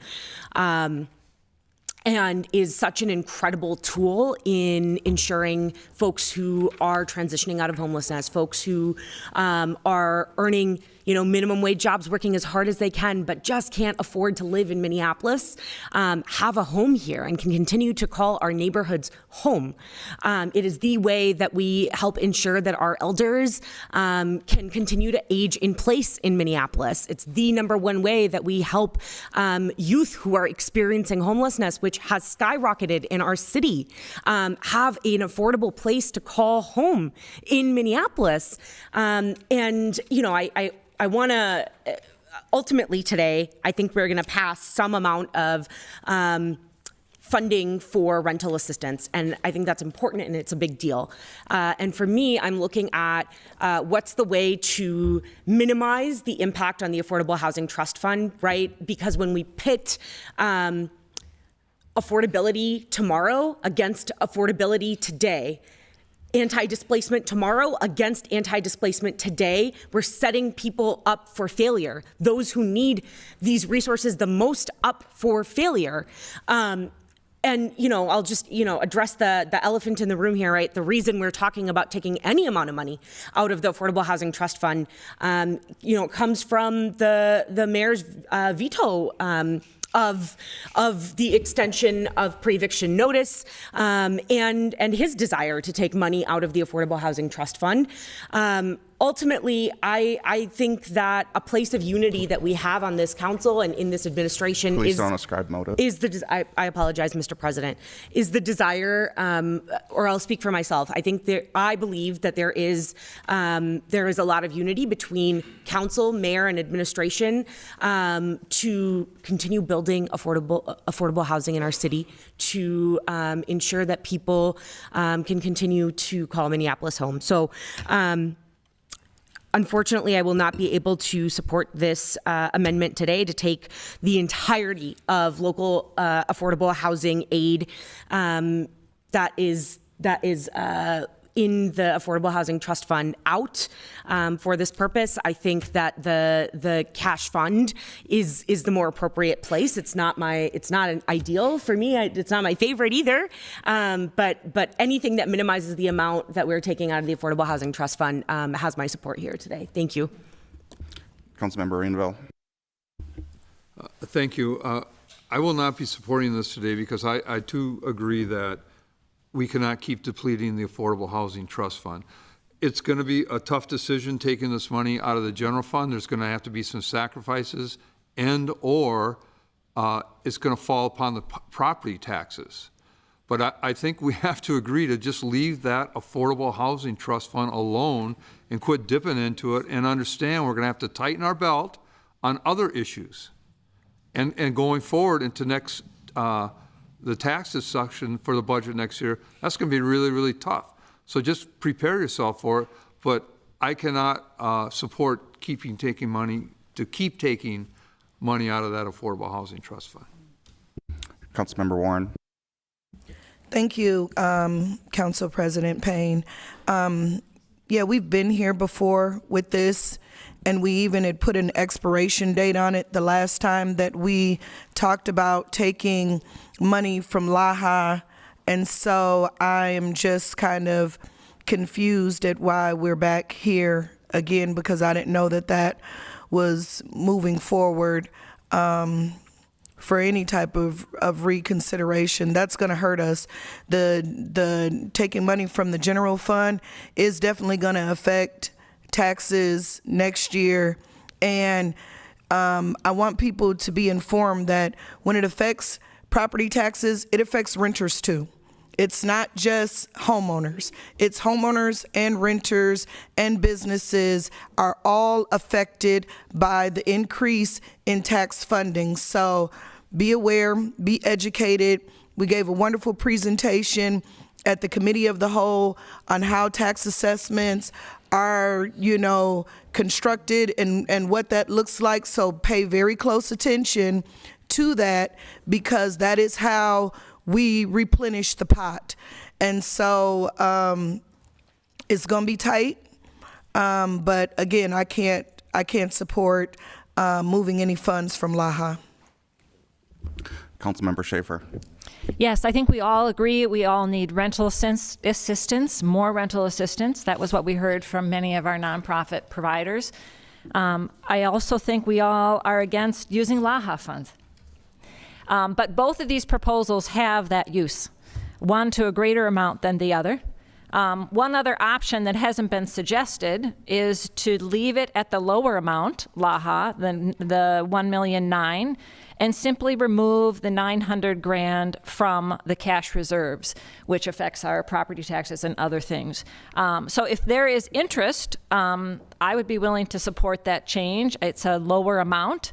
But otherwise, I am willing to support Councilmember Whiting's original proposition, and would also support a 1.9 allocation from the LAHA with the removal of the $900,000 from cash reserves. Thank you. Councilmember Whiting. Thank you, Chair Payne. Just a quick note, I think as we talk through the particulars of LAHA, that is our local affordable housing aid. This is the second year that this has been a thing. So there really isn't a precedent of how this should be used. The first eligible use for our local affordable housing aid is for rental assistance. The way the city of Minneapolis uses it, we move it into our Affordable Housing Trust Fund to do exactly what my colleagues are saying. And so I think there is a frustration, I think, with all of us from pulling money from our Affordable Housing Trust Fund in the way in which the city uses it. But as we've heard from, I think, the majority of this council, we are in an extreme emergency situation, and that requires us to make tough decisions. With that, I think the Affordable Housing Trust Fund, with the usage of our LAHA dollars, has that eligible use on the first page of that eligible use. And so I would look at that as, while we do not want to pull our local affordable housing aid from our Affordable Housing Trust Fund, the eligible use of those dollars in the second year that this has been a program is for emergency rental assistance. And so while I think, again, I am frustrated that we have to pull from that, I think we are all trying to make decisions that help our residents here. And so kind of looking at that again, and to Council Member Schaefer's point, I think that my understanding is the reason for this 2.8 and the number is it gets us closer to the $3 million match from the Wilson Foundation. So in conversations with John Wilson, he is going to match the city of Minneapolis's dollars in recognition of us moving forward this 2.8 up to $3 million. And so effectively that would be an effort on behalf and in recognition of the city of Minneapolis moving forward about $6 million, or actually I guess it would be $6.8 million from the city of Minneapolis. And so I think that's just trying to give some clarification to what that 2.8 number is as well. So thank you. Councilmember Palmisano. Mr. President, using LAHA funds is about living within the means that we said we could spend on affordable housing in our budget and just using it in a different way. State lawmakers allowed for rental assistance in LAHA, acknowledging that the state isn't going to be able to fund it adequately. This is an important provision. That's a message to municipalities like ours. Otherwise, to Councilmember Rainville's point, what the administration has to go and do on the back end is to go and make cuts that would otherwise have come from our general fund. We're just not going to see it on this end. So there will be cuts, not ones that we've approved, not ones that we get to air out and see what the public tolerability of it is. That's true. This is about us living within the means that we set forward for affordable housing, for something that here in early 2026 is deeply about helping people stay in their homes. Councilmember Wansley. I just wanted to offer clarity that the original proposal that we had to actually fund this that would not allowed us to go into cutting any programs and services would have been the contingency fund. Contingency fund would have meant we would have protected our existing services and used reserves of $7 million that's already put aside for things like this, unexpected, crises, such as a federal occupation that then triggers an eviction crisis for many of our residents. But that fund requires 10 votes. And the reason why you're not seeing it be advanced is very clear. We don't have 10 votes for it. 10 votes would be needed right now and could have actually saved all of this. We wouldn't have to cut into LAHA, we wouldn't have to cut into cash or anything, but council members would not even want to use contingency, actually the thing that sets us up to protect our existing services. So this is why you have it. So this whole kind of cosplay of words around we hate to have to do this. No, there was actually an alternative that would have made it so we would not have had to do Please this. don't ascribe motives. I did not name names. I'm naming inquiry and also what was shared. There is a shared sentiment multiple times around dissatisfaction with using the source. We didn't have to, and people opted to not move forward with that. So this is what is before us. I won't be supporting the White motion. I'll be supporting the original underlying motion that at least allows $1 million to stay within the LAHA funding source. So I just at least wanted to, name that for public clarity. There was contingency funding that we could have pursued. You needed 10 votes. We could not make that happen amongst this body. Seeing no one left in queue, I'll ask the clerk to call the roll on the Whiting amendment. Councilmember Shugtai. Nay. Councilmember Whiting. Aye. Councilmember Chowdhury. Nay. Councilmember Stevenson. Nay. Councilmember Rainville. Nay. Councilmember Vita. No. Councilmember Palmisano. Aye.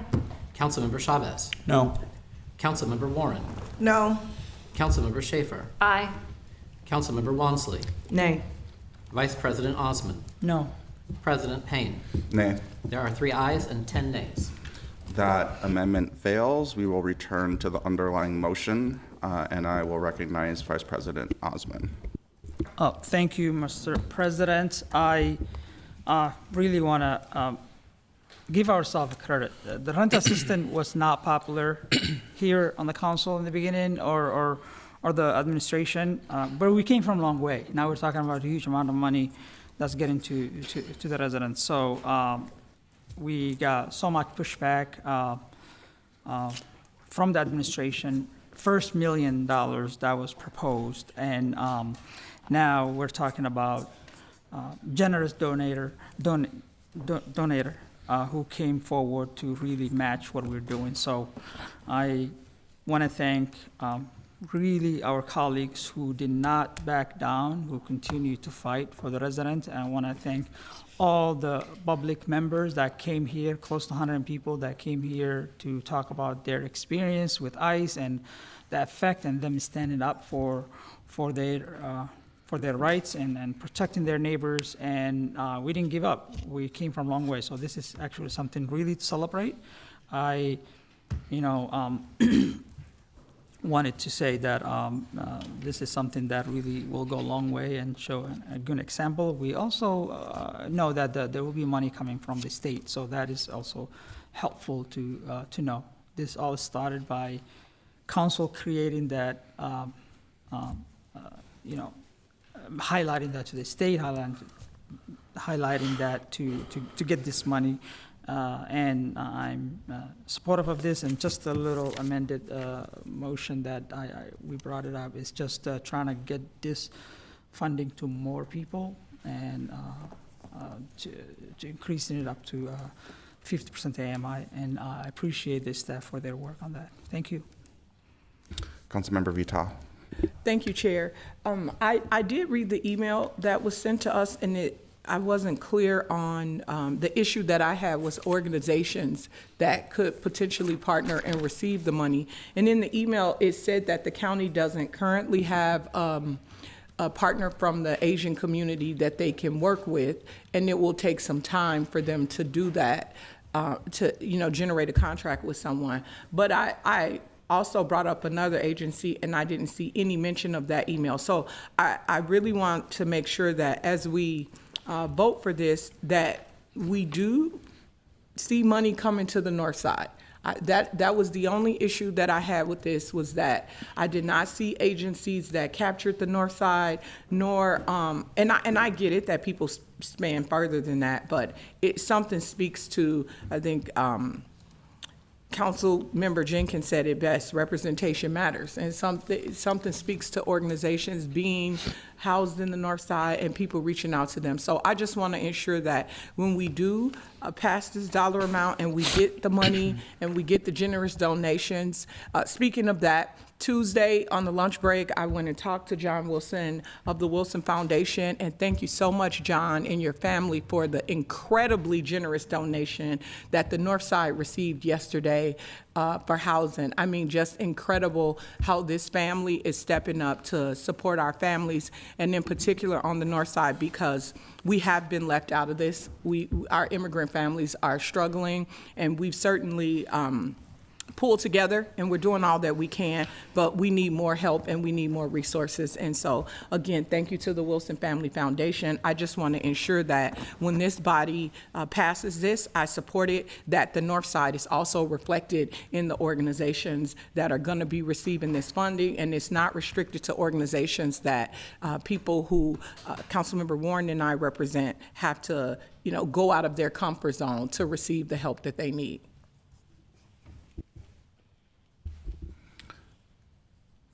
Councilmember Wansley.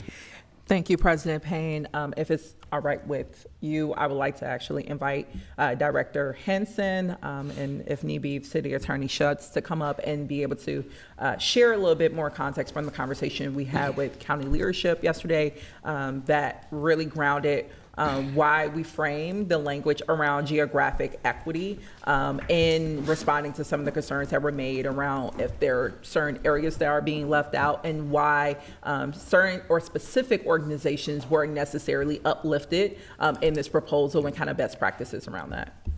Dr. Hansen. President Payne, council members, Councilmember Wansley. I'm Eric Hansen. I'm the Director of Community Planning and Economic Development for the City of Minneapolis. And yes, we, through the Manager of Residential Finance, he received administrative response memorandum yesterday that should be part of the LIMS file, in that it is responses from the county. So the responses that we have were from the county. It's it's in their voice. Last year, if you will read in there, and I'm going to read from it, that in 2025, 73% of county-funded emergency rental assistance went to administered by this group of providers reached Minneapolis residents, and among those Minneapolis residents, about 33% reached the zip codes located in North and Northeast. And that was in comparison to the percentage of eviction filings. As we've talked about this in past communications with the council, there is way more demand than there are resources for rental assistance. However, the county is a good partner with the city to make sure that Minneapolis residents participate and receive funding, and it's across the board. All the 13 wards, all the zip codes have all those zip codes get assistance from the county. The organizations, all of this Rent Help Hennepin is phone based, so people have to make a phone call regardless of where they are to a service provider. The county did reference organizations that they have relationships with: Agate Community Mediation Restorative Services, YMCA, Youth Link, and Lutheran Social Services that are in their preferred vendors. They would have to do an amendment to a contract to get them into this system. If they were going to look at a Southeast Asian with a cultural competence for the Southeast Asian community, they'd have to go through a procurement process. So if this passes, we'll be discussing that with the county to see. They were very open to representation of organizations. With the additional money, they're going to probably need more capacity anyways. And they noted that people across the city, inclusive of the north side, will need to have access to these funds. Thank you, Director Hansen. I don't know, you stepped forward, CAO Schutz, in terms of, just saying, procurement and the selection of vendors that's part of this process with Rent Help. Absolutely. Good morning, City Council members. My name is Amy Schutt. I'm a lead assistant city attorney in the City Attorney's Office. Through the chair, Councilmember Wansley, Councilmember Vita. So as we know, the county was a few steps ahead of us in setting up a rental assistance program, which is why we determined to partner with them on our funds for this program. As part of their setup for a program, they did go out for an RFP for providers to administer that program, and they selected a number of providers. As Councilmember Vita pointed out, there were 3 providers initially offered to us to administer our funds. That was when we were anticipating giving them $1 million. And so now that amount has potentially increased, as Director Hansen mentioned, the county has indicated that they do have additional providers that they are working with, including providers that work on the north side that will be available to administer the funds. Importantly, all those providers were selected by the county through an RFP process. As noted, they are vendors, and so if we were to select them, we would go through an RFP process. We would want to do that competitive bidding process and select the vendors that way. The county has done that, which is why we feel comfortable doing this JPA with them and them simply naming the individuals they've already selected through this RFP process. If, as Director Hansen indicated, additional vendors would be necessary, if perhaps for culturally specific reasons or additional capacity. Left. I'm sorry, I have 5 seconds. Oh, 2. So no time left. No, the assumption would be that they would do an additional RFP process for an open selection for those additional vendors. Thank you. Thank you. Councilmember Whiting, I see you in queue for a priority motion. Yes, And Clerk Carl, please help me on this one a little. Just question, is this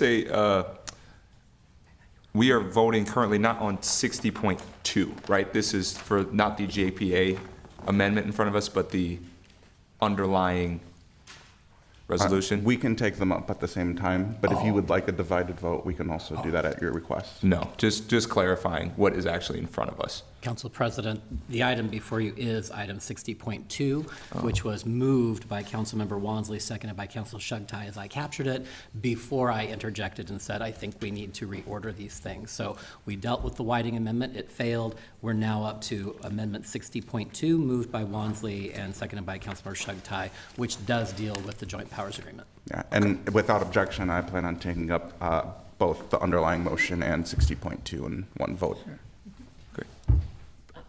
Councilmember Palmisano? Mr. Chair, it won't allow me to get back in queue again because I spoke twice on Councilmember Whiting's substitution, but I would like it to be split into 2 votes. Okay. Thank you. Councilmember Chavez? Thank you, Council President Payne. I need clarification on the vote before us now. So is it the Councilmember Whiting? Well, we already killed that. Yes, so. Mr. President, as I just indicated, the Whiting amendment failed. It is not in front of us and will not be back in front of us. This is the Wansley amendment on the Joint Powers Agreement. Once that's disposed of, then we'll take up the underlying original proposal on rental assistance resolution. If this amendment passes, it would include this second item. If it doesn't, then we're back to the original with neither amendment. But we have not disposed of the Wansley amendment yet. Great. So to clarify, there is no divided vote here. We're taking up 60.2, which is the amendment to the Correct. Okay. Okay, cool. Seeing no one else in queue, and I don't know if Councilmember Palmisano, did you want to speak, knowing that you can't get in? I am supportive of this Joint Powers Agreement, and yeah. Okay, all right. Seeing no one else left in queue, we will take up 60.2, which will be inclusive of the underlying motion. Okay, well then we'll just take 60.2 and then we will take up the underlying motion after that. Clerk, please call the roll. Councilmember Shugtai. Aye. Councilmember Whiting. Aye. Councilmember Chowdhury. Aye. Councilmember Stevenson. Aye. Councilmember Rainville. Aye. Councilmember Vita. Aye. Councilmember Palmisano. Aye. Councilmember Chavez. Aye. Councilmember Warren. Aye. Councilmember Schaefer. Aye. Councilmember Wansley. Aye. Vice President Osmond. Aye. President Payne. Aye. There are 13 ayes.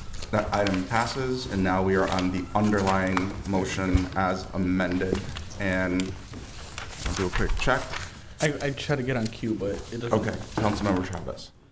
Thank you, Council President Payne. After a big debate, I just want to focus on the good stuff and why this matters. So now that we're in a final vote on this, I think it's important to note that this is going to help so many families get access to rental assistance in Minneapolis. Since December 2025, there has been an additional $15.7 million in monthly rental assistance need in our city, and that's an undercount based on the city staff's report.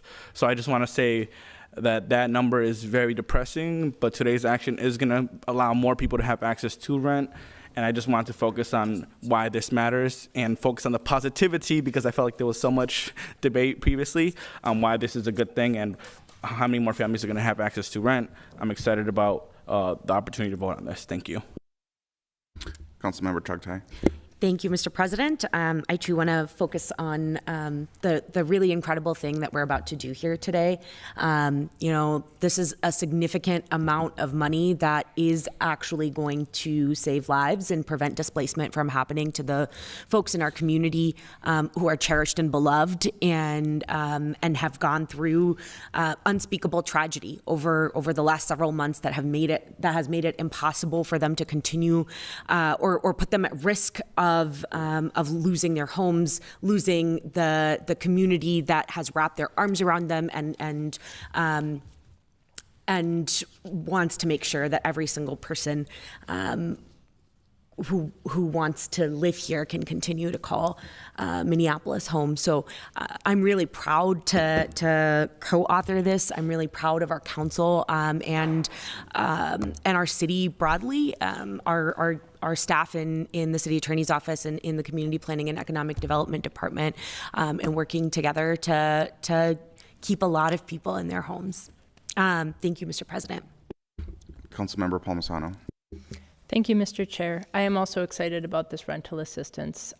Just because I disagree on the source doesn't mean that I'm not really supportive of the whole, but I will be voting no on this because of the amount of money it's taking from the other source. But that is all. I am also excited that we're able to provide this kind of rental assistance and get it matched philanthropically.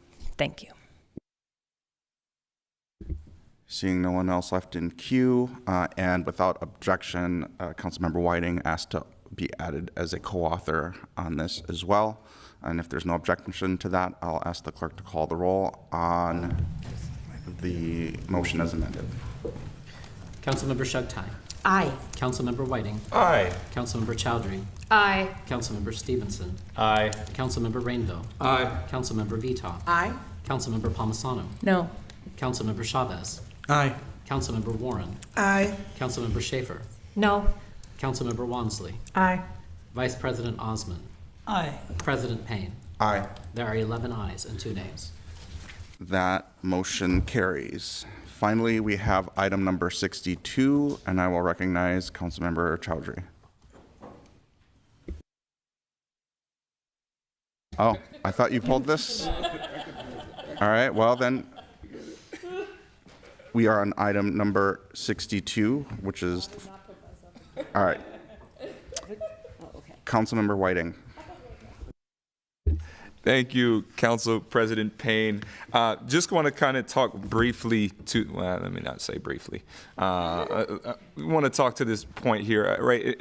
And given that this site acquisition is in Ward 11, and I've had a lot of communications both with my neighbors, my constituents, and council members, both kind of here and broadly. And so I think there is an understanding, right? This is the beginning of conversations about this parcel here, about this parcel and the hope for a training center that is inclusive of the public safety ecosystem broadly that we are moving towards. What we have seen as the hope of moving towards good public safety includes a holistic version of that, which includes policing alternatives. And so what we are seeing, I think we are hoping that this training center will be used more than just a police department, but a broader public safety ecosystem that includes fire, that includes BCR, that includes neighborhood safety, that includes all of our alternatives in this place. But, I want to note as well that, Minneapolis has committed itself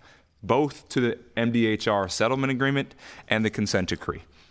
We do not have the option to opt out of those, nor should we.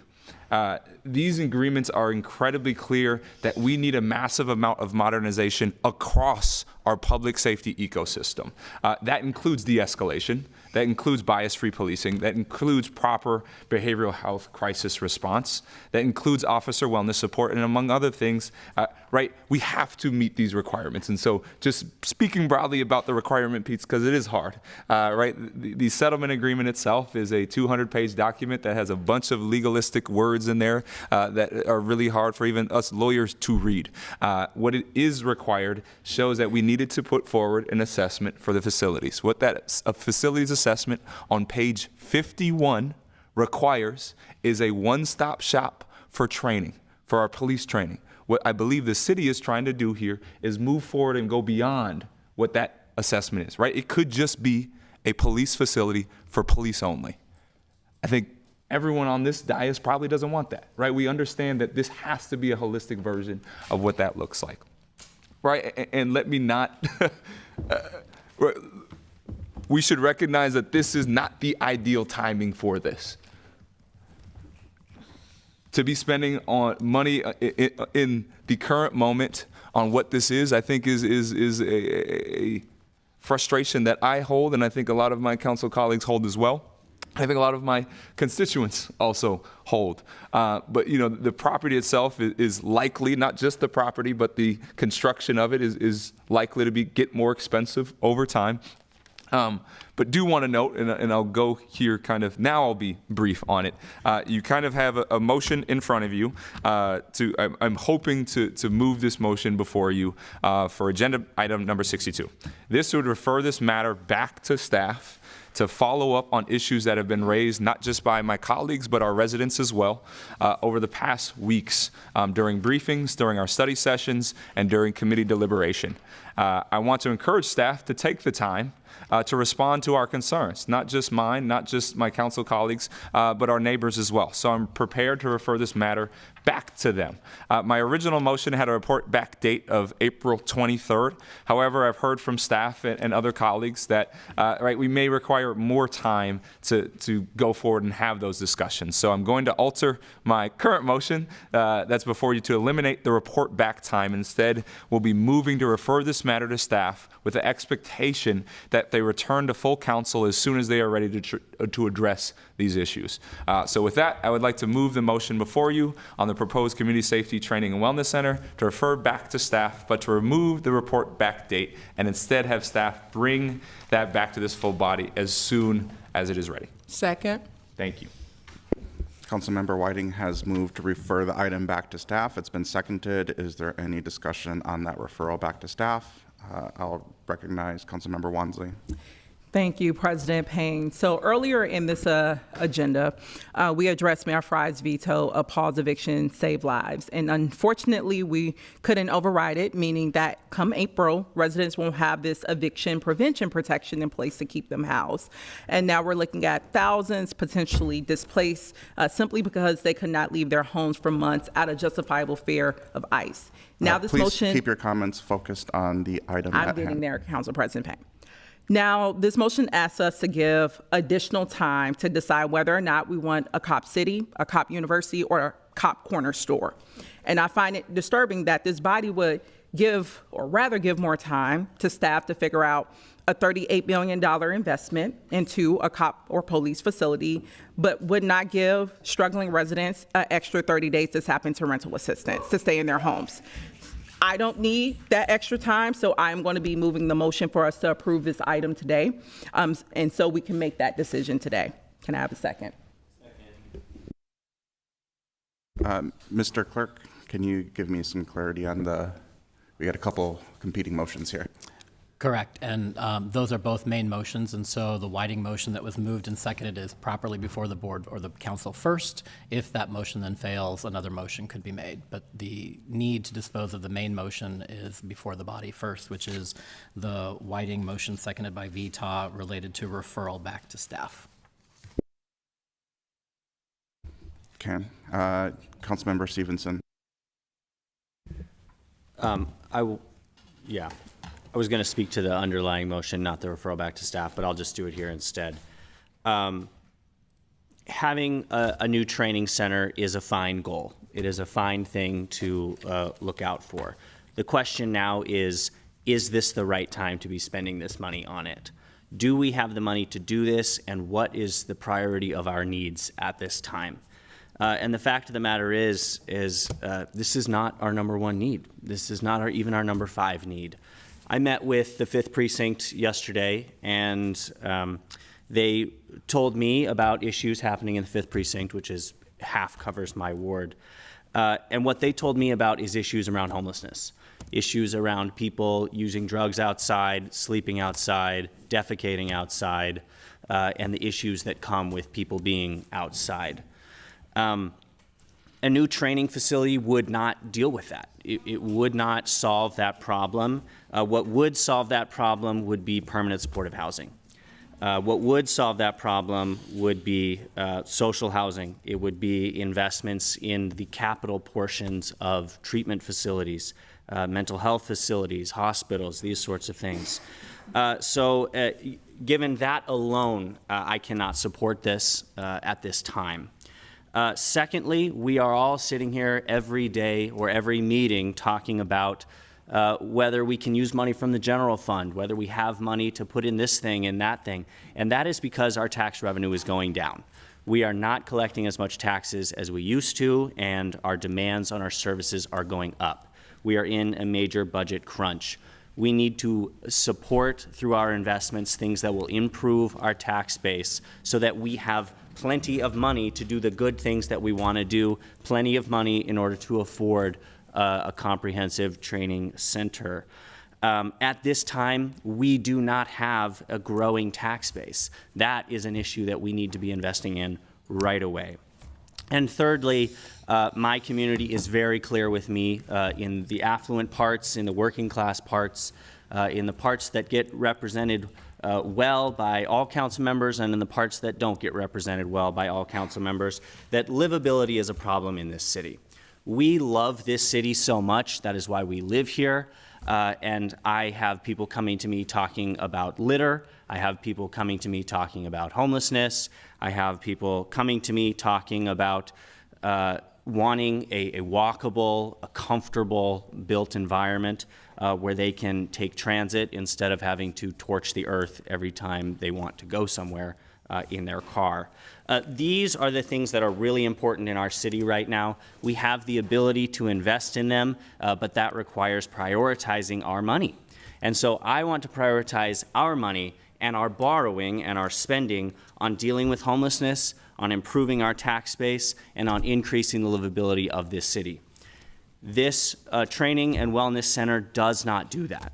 It does not do that to the level that we need, and in fact, it creates another financial liability that we will have to maintain. Not only will we be spending on money building it, but then we will have to operate this, and we will not get the tax revenue from a different industrial use that could go at this site. We have been told repeatedly that this is a unicorn property, that it is hard to get these types of sites. And frankly, I would like a tax revenue generating thing to get this revenue, get this unicorn property so that we can get the taxes out of it. So because of those reasons and many more, I will not be supporting referring this back to staff because this is something we need to dispose of right away. We need to just decide that this is not our priority and move on to things that are in fact our priority. Thank you.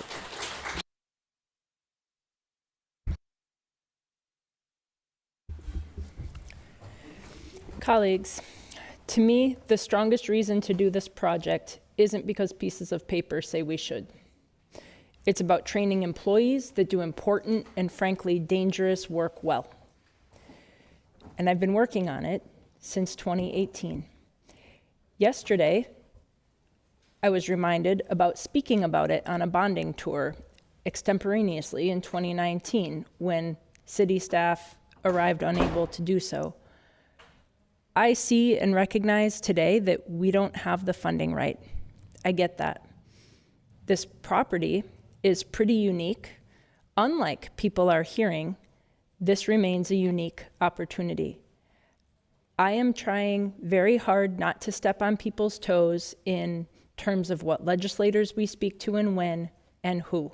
I have been waiting patiently to do this in the right order with a team of people. And I've been trying to stay civil in this moment when there is tremendous misinformation.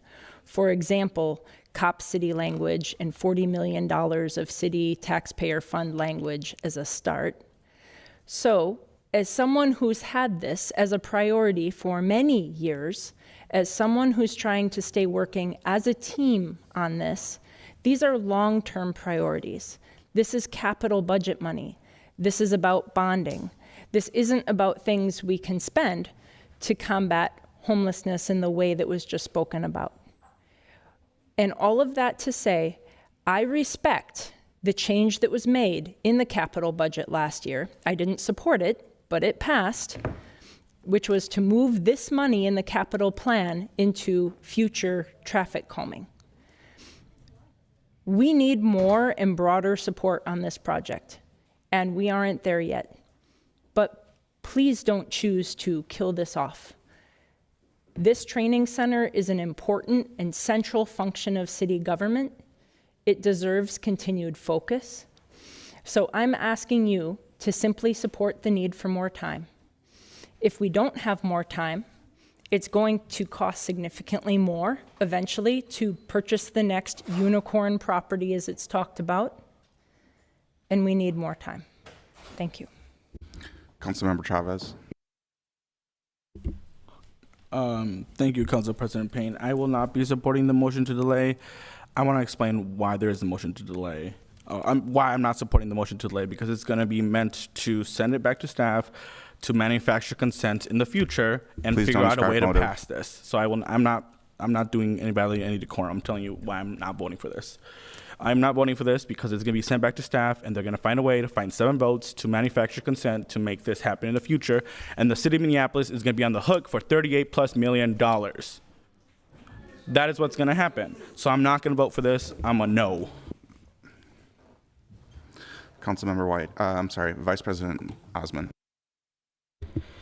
Thank you, Mr. President. I just want to say I strongly support the better training, better wellness for our first responders. I think every responders, first responders deserve a place to have a training and professional training. You know, we listen to the doctors, we listen to the professional staff who needed this place, and also the consent decree make it very clear that we should definitely build, and we have inaccurate training and outdated facilities, as I understand.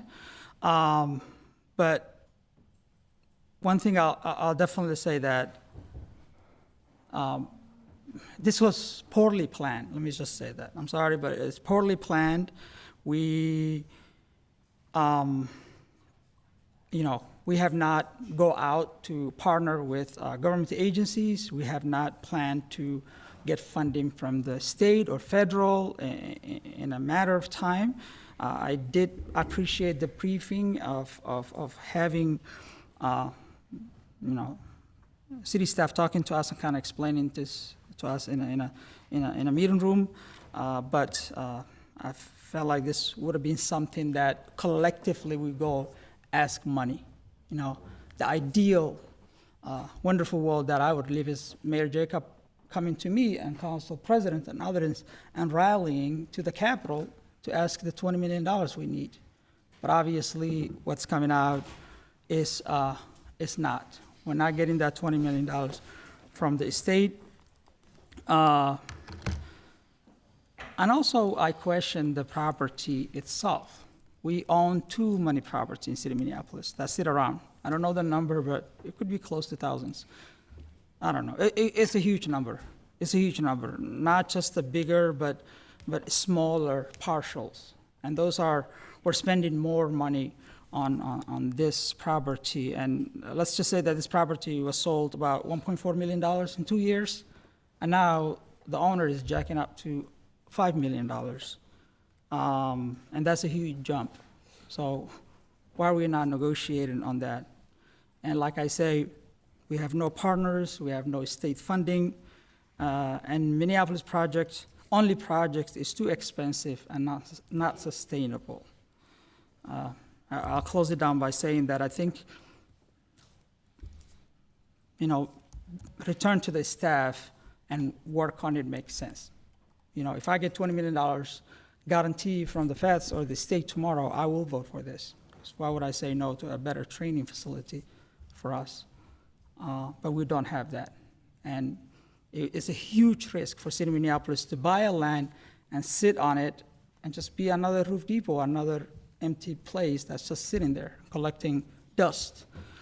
I'm gonna close it down by saying that I support the idea, I support the need, I'll support our first responders, but I cannot support buying this land without partners, without funding, and without this ridiculous price. So I support the council member Whiting return to staff. Thank you. Councilmember Whiting.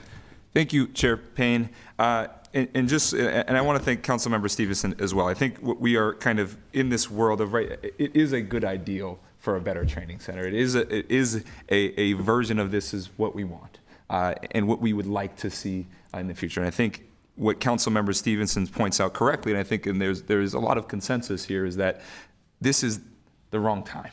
right? And I think that is why we are seeing this motion in front of us today. It's the things that you just spoke to that, hey, is this a priority right now? Right, and I hear those concerns. I also have those frustrations, and I think to Council Member Osmond's, Council Vice President Osmond's concerns as well. I think the process needs to be better, right? It should have been what I was hearing from residents is not necessarily the frustration with this facility. It is the way it went about moving forward. I think what a lot of residents that I've heard that are both in support and aren't in support of this facility is that this was the process in which it came about was frustrating. The process in saying, hey, you have one option and this is the only way it's going to go. And so I think as we refer this, hopefully refer it back to staff, I think, to have these issues in mind that Council Member Stevenson and Council Vice President Osmond raised of, hey, how are we moving forward and thinking about this in a way that does address these concerns? And so the way I am hearing it right now is I think there are some that never want to see this property move forward. And that's okay. Do not ascribe motives.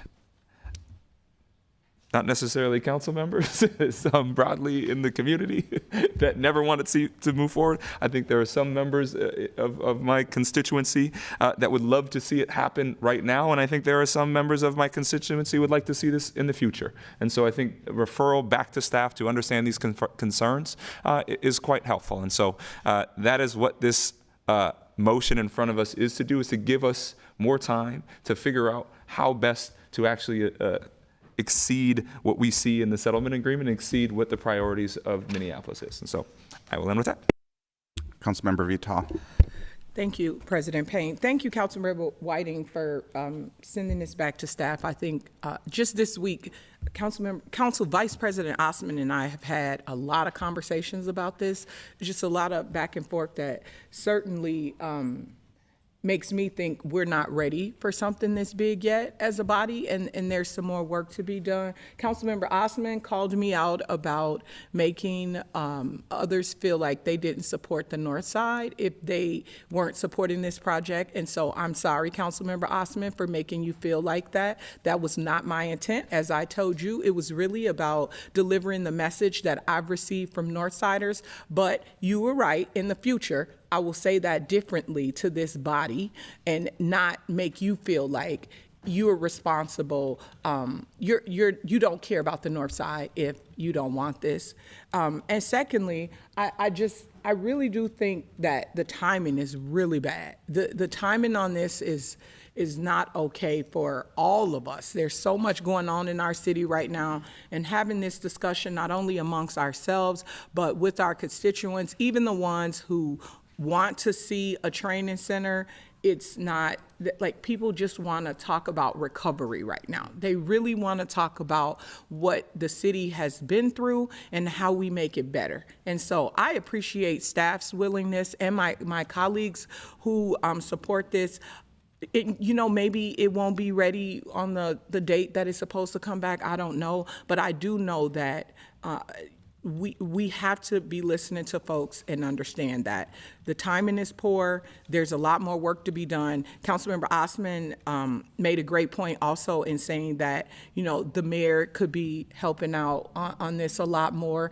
And I personally feel like our legislative chair and vice chair should be inviting us to have conversations at the Capitol around this. A lot of us have different relationships with folks. We adopted this as a #1 legislative agenda, #1 priority on our legislative agenda. I've never received an invitation to go to the Capitol and talk to the many people that I know there for years to say how this would impact my ward and the North Side. So I think things like that in the future could be helpful, and it can also show that we can work together on things even if we have differences of opinion. So I would like to see the mayor more involved. I would like to see our legislative committee more involved in how we move forward on this work. So I support us delaying it, but I also support us coming up with new and different strategies to make sure we get this done. Councilmember Wansley. Thank you, President Payne. I just want a clarification from our clerks on this motion, because there's just as a level set, a refer to staff that does mean that at some point staff could come back either with the original proposition that's before us or make changes. I just want to have clarity again of what a refer to staff motion means. Mr. Clark? Through the President, Councilmember Wansley, referring back to staff is referring this entire matter. I heard Councilmember Whiting suggest that there are issues or concerns that have been raised by this body, by the community over the last several weeks that need to be addressed by the administration, and therefore the proposal of the training center is the broader frame of this issue. The specific land acquisition, the amount of funding, the source of that funding, all are subordinate pieces that go into the purchase of that property for that purpose of a training center. So any aspect of that could be changed to address issues that have been raised, but the overall question of whether the community training and wellness center is the matter that's being referred back to staff. Staff would come back within that same frame with any issues that will relate to that. And just on the second piece, because the amendment to Councilmember Whiting's motion is to remove the date. So since there is not a definitive timeline, that means if staff was willing, they could come back in the next cycle, or they could come back in December if they chose to reconsider this item. Through the President, Councilmember Wansley, you're correct. As you know, when we refer matters to staff, it's then on staff's plate to bring back when they're ready to present. I would do two things. Number one, I would say it's within the body's purview, of course, to periodically ask and inquire about the status of that, to see where we are in terms of a potential timeline for a report back. And then I think, as importantly, what I didn't hear in Councilmember Whiting's motion was, and this is important in terms of how this body processes things, this proposal has worked its way through a very extensive process, which includes committee deliberation, to a final potential action today. If we are referring this back to staff, the question should be, since there's no date, that the motion says refer back to City Council, but there's no date certain. So in my opinion, if I'm interpreting that motion, that means it's staying at council's level. When staff is ready to bring this back, it will come back to full council. Okay. So just clarity, I think, on the public side of this again, it's going back to staff. It does not mean this project is dead. This means that staff will come back forward with this project with the goal of maybe tweaking, maybe putting some things in there to, assuage concerns that have been raised. Just wanted to make it very clear that we are not done with this project should this motion prevail. Councilmember Chowdhury. I'm going to take myself off of queue for now. Councilmember Chugtai. Thank you, Mr. President. So I just had I think I'll start with a brief question for staff. I understand that Councilmember Whiting, when he made this motion, removed the date, which initially on the written motion was April 23rd, 2026. Knowing that there is no time certain that that staff is being asked to come back should this motion prevail, I'm wondering if someone from the administration is able to speak to your internal anticipated timeline as to when you might be bringing something back.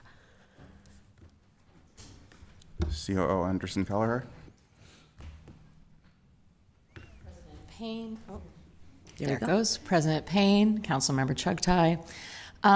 I would not want to venture a guess at this point. I heard many things here today. I heard many more things than I've ever heard before. So I think that we want to regroup and take a look at when we can bring this back to you and then communicate that.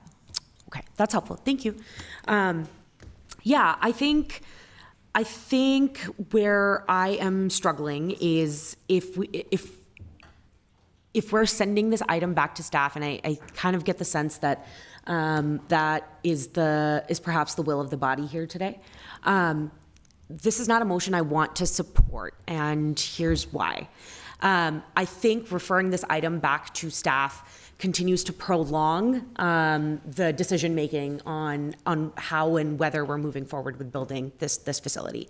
And, like this was a part of the mayor's recommended budget last year.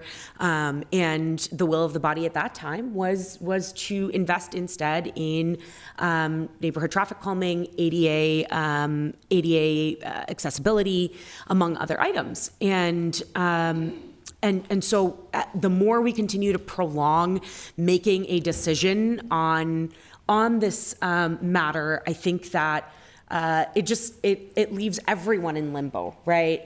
From staff to the council to folks in the community who really want this, who really want to see this facility built, or those who don't.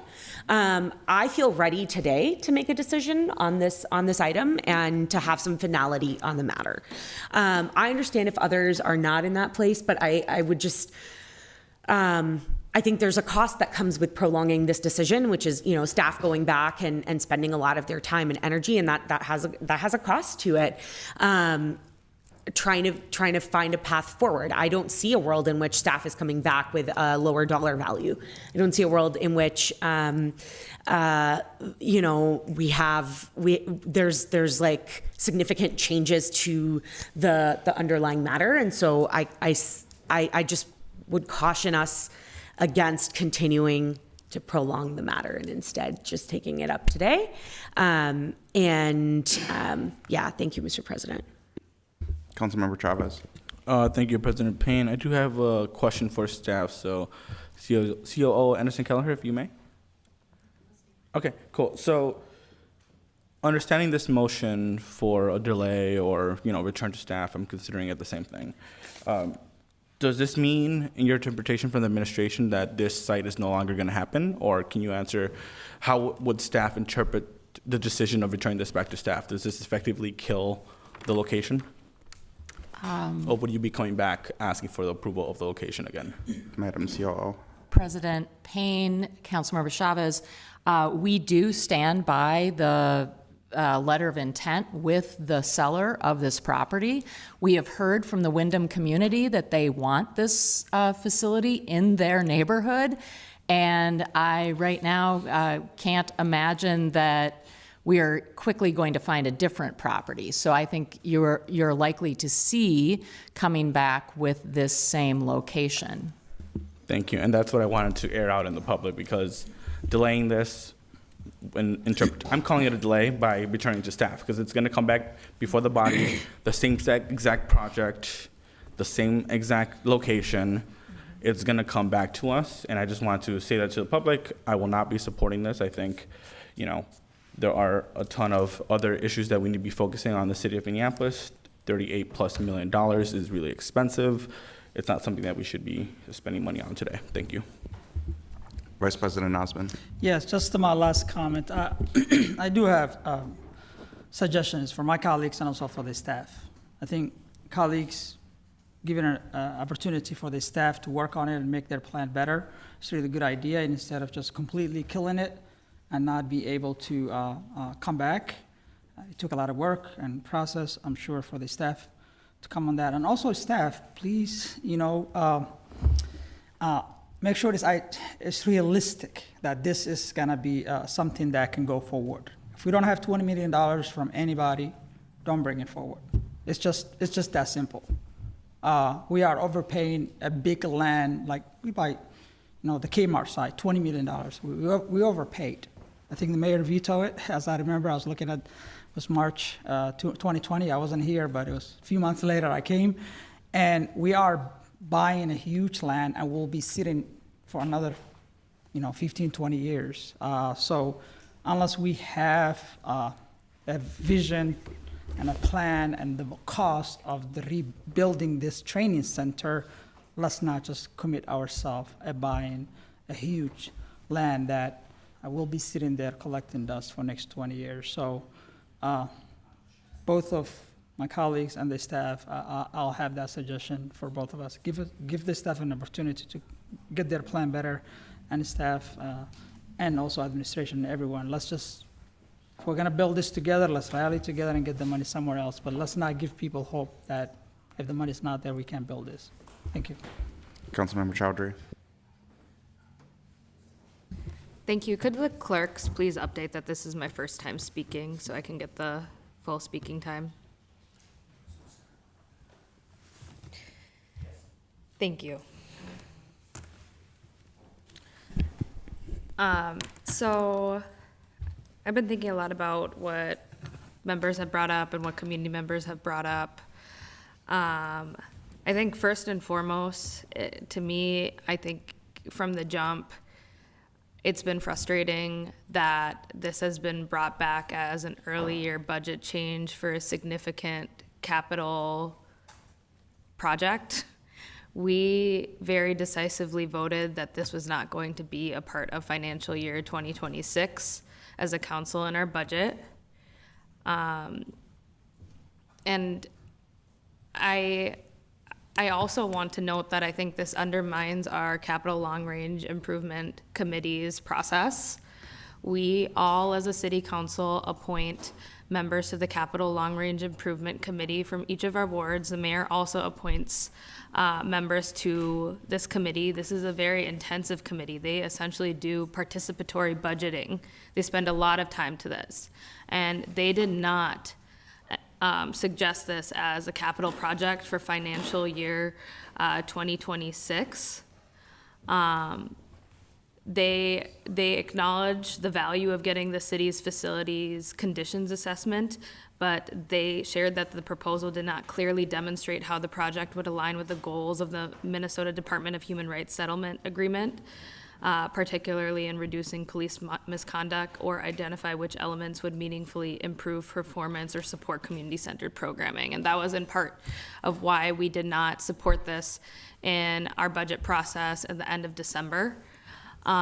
So I really have disliked this entire process in March. I think it is, does not respect the clique. It does not respect the process that we had as a council. And we have had several long meetings about the training and wellness facility that has taken up so much time in such a short runway. And every single meeting that we've had, there has been a new thing about this training and wellness facility, this COP University, as Councilmember Warren put forward yesterday or 2 days ago. And that's deeply concerning because it feels like we're building the plane as we're flying it. The other thing that I want to share is, as it comes to our legislative priorities, I think we have put our legislators in a deeply awkward position. If I could go back into October of last year and vote no on making this a priority, I would absolutely do so. That is a regret of mine, and I had hoped, since as a body we took this out of our capital budget, there would be a good faith understanding that this should not be the city's #1 priority, as it is a very divided question, not only among the council, but the council and the administration. And the quote-unquote authors of this bill have shared that they did not get the full picture from the city of Minneapolis and how divided this question is, not only amongst us, but our constituents, and that it's put them in a really tough position. And they're not moving forward on this as a bonding priority this year. And so I really am considering removing this as a bonding priority for us as a city. It definitely shouldn't be our #1 bonding priority if it's a divided question. I just think that's at least a place of agreement we can get to, that this shouldn't be #1, because this is not fully baked, and this is not something that our community has consensus on, and certainly this body doesn't have consensus on, so we should definitely not be #1 in our priorities. The second is using bonding dollars for this project at this time. Bonding is essentially a way for the city to create a credit line for projects, infrastructure projects, and then pay it off over time with taxpayer dollars. And community members are generally supportive unanimously of bonding priorities because they're like, yep, we'll pay this off with the taxes that we pay to you, because this is something that benefits all of us tangibly. And that's why we see support for like water mains that have been broken Traffic calming, improvements to our streets, the Nicollet Avenue Bridge was one. And I just don't think we have a shared value to every single community member in spending $40 million on this training and wellness facility, shooting range, cop university, the number of things that members have called this. And that is also deeply, deeply concerning. So I can't support this refer to staff because we don't have clarity on when this should come back to us. And also, if they wanted to bring it back, they could bring it through the financial year 2027 and put it through the Capital Long Range Improvement Committee, because we have a stated process, and this is why we have a budget process to begin with.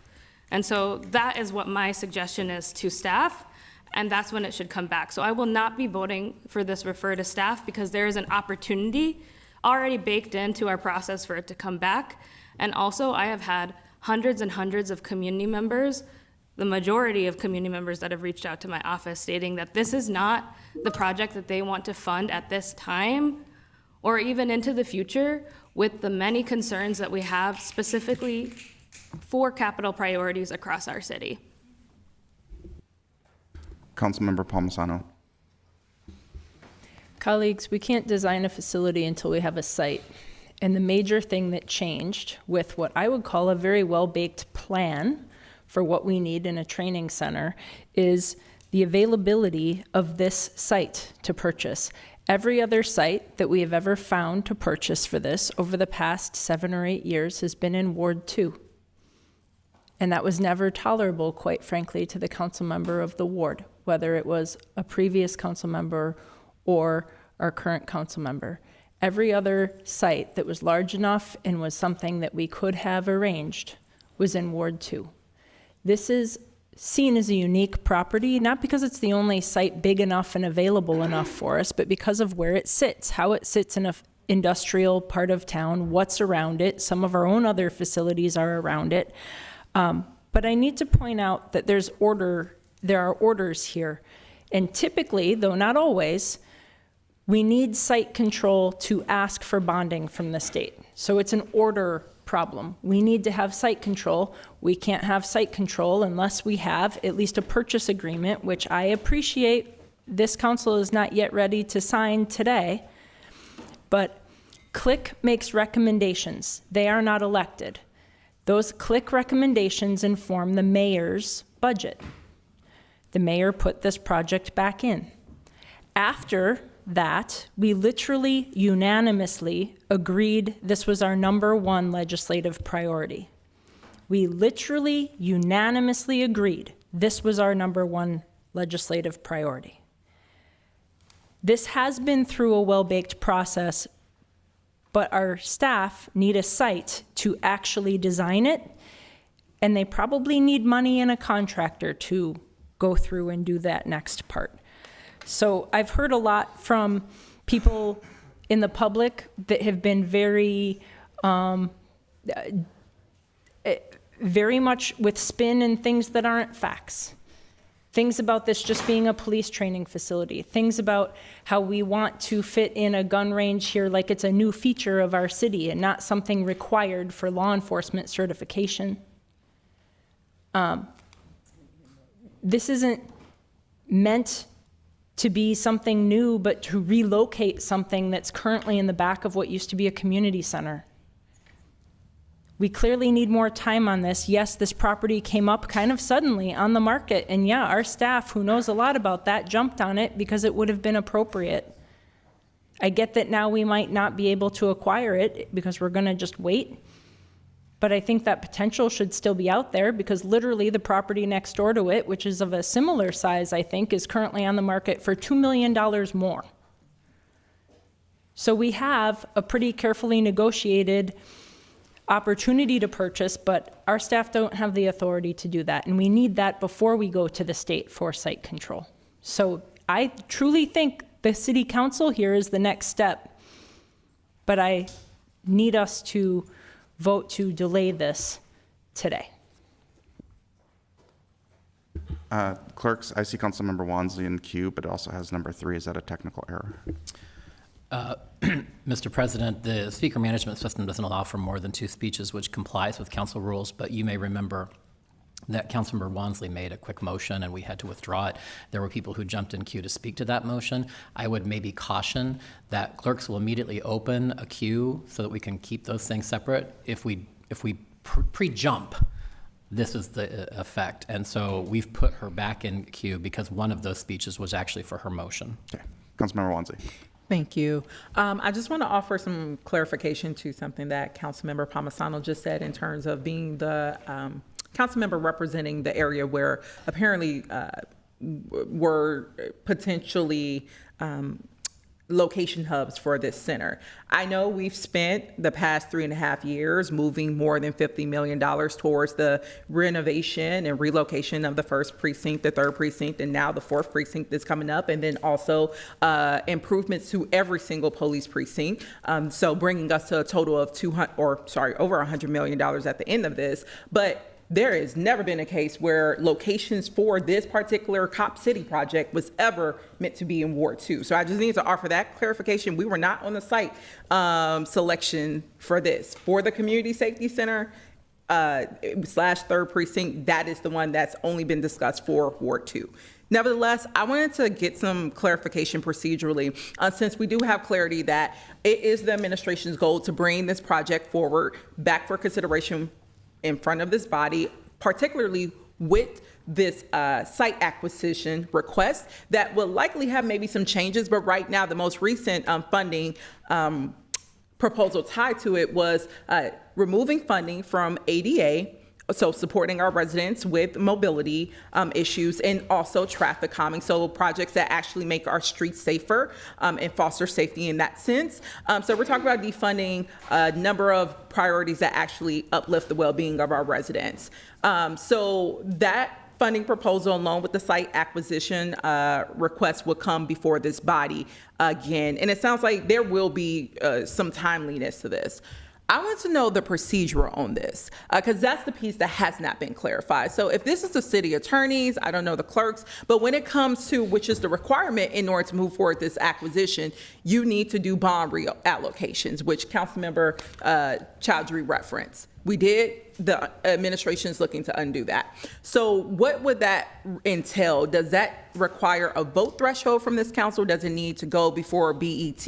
Like, can someone outline those steps? Mr. Clerk, do you know the answer to that question? 2 minutes and 15 seconds. I'll be very quick, Mr. President, to Councilmember Wansley, and if the attorney wants to correct me, I would invite that. The use of indebted funds, bond funds, are both under state law and under city charter provisions, which would require that the use of available proceeds currently available from previous bonded projects go through the same process to issue a bond. What that means is that there are 2 votes required by 2 separate bodies under our charter. There's one by the council and one by the Board of Estimate and Taxation. In both cases, it requires a 2/3 vote for approval. So 2/3 vote approval of the council, 2/3 vote approval of the Board of Estimate and Taxation. So that would be the vote threshold procedural process that you asked about, Councilmember Wansley.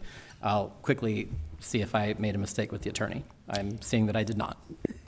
So just to recap that in layman terms, there will be 9 votes needed amongst this body in order to approve the site acquisition and then to do the reallocated bonds and then, thank you. I'm sorry, I need to correct that. There is not a 2/3 vote required for site acquisition. There is only the 2/3 vote required for the use of bond funding. So where it comes, so you'll notice there are different items packaged together. The funding piece, as long as financing or funding for the project requires bond funds, then that 2/3 application by the 2 different governing bodies within the city structure is required. The site acquisition is not subject to that vote threshold. Thank you. Okay, so the administration can move forward with the site acquisition using another funding source if the bonds, let's say, were not approved by 2/3 of this body. Through the president, if the funding source did not include bond funds, then yes, that would change the funding, the vote threshold required for passage. Because the current proposal in front of this body would use bond proceeds, then that vote threshold is in play. Thank you. That offers greater clarity of what it actually means or what the administration is likely considering as they're thinking about how to best repackage this same proposal in front of this body, either to get it across the finish line and with a different funding package that's more palatable. So this is great clarity. I didn't know much about the bonding process and what would be needed procedurally, so thank you. Seeing no one else left in queue, I'll ask the clerk to call the roll on the referral of this item back to staff. Councilmember Shugtai. Nay. Councilmember Whiting. Aye. Councilmember Chowdhury. No. Councilmember Stevenson. Nay. Councilmember Rainville. Aye. Councilmember Vita. Aye. Councilmember Palmisano. Aye. Councilmember Chavez. No. Councilmember Warren. Aye. Councilmember Schaefer. Aye. Councilmember Wansley. Nay. Vice President Osmond. Aye. President Payne. Nay. There are 7 ayes and 6 nays. That item carries and it will be referred back to staff, and that completes all.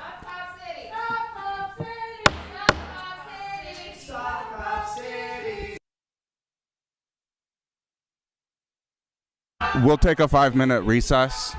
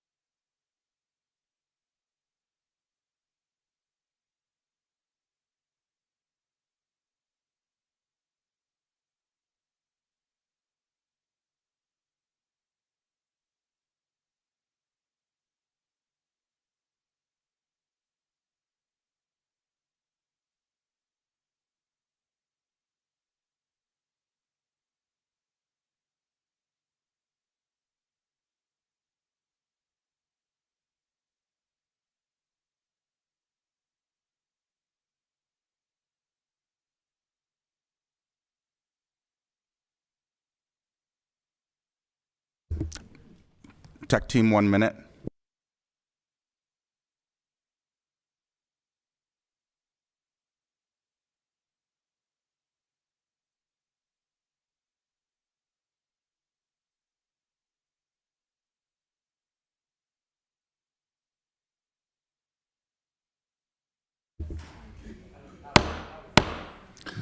We have returned from recess, and I will ask the clerk to call the roll to verify the presence of a quorum.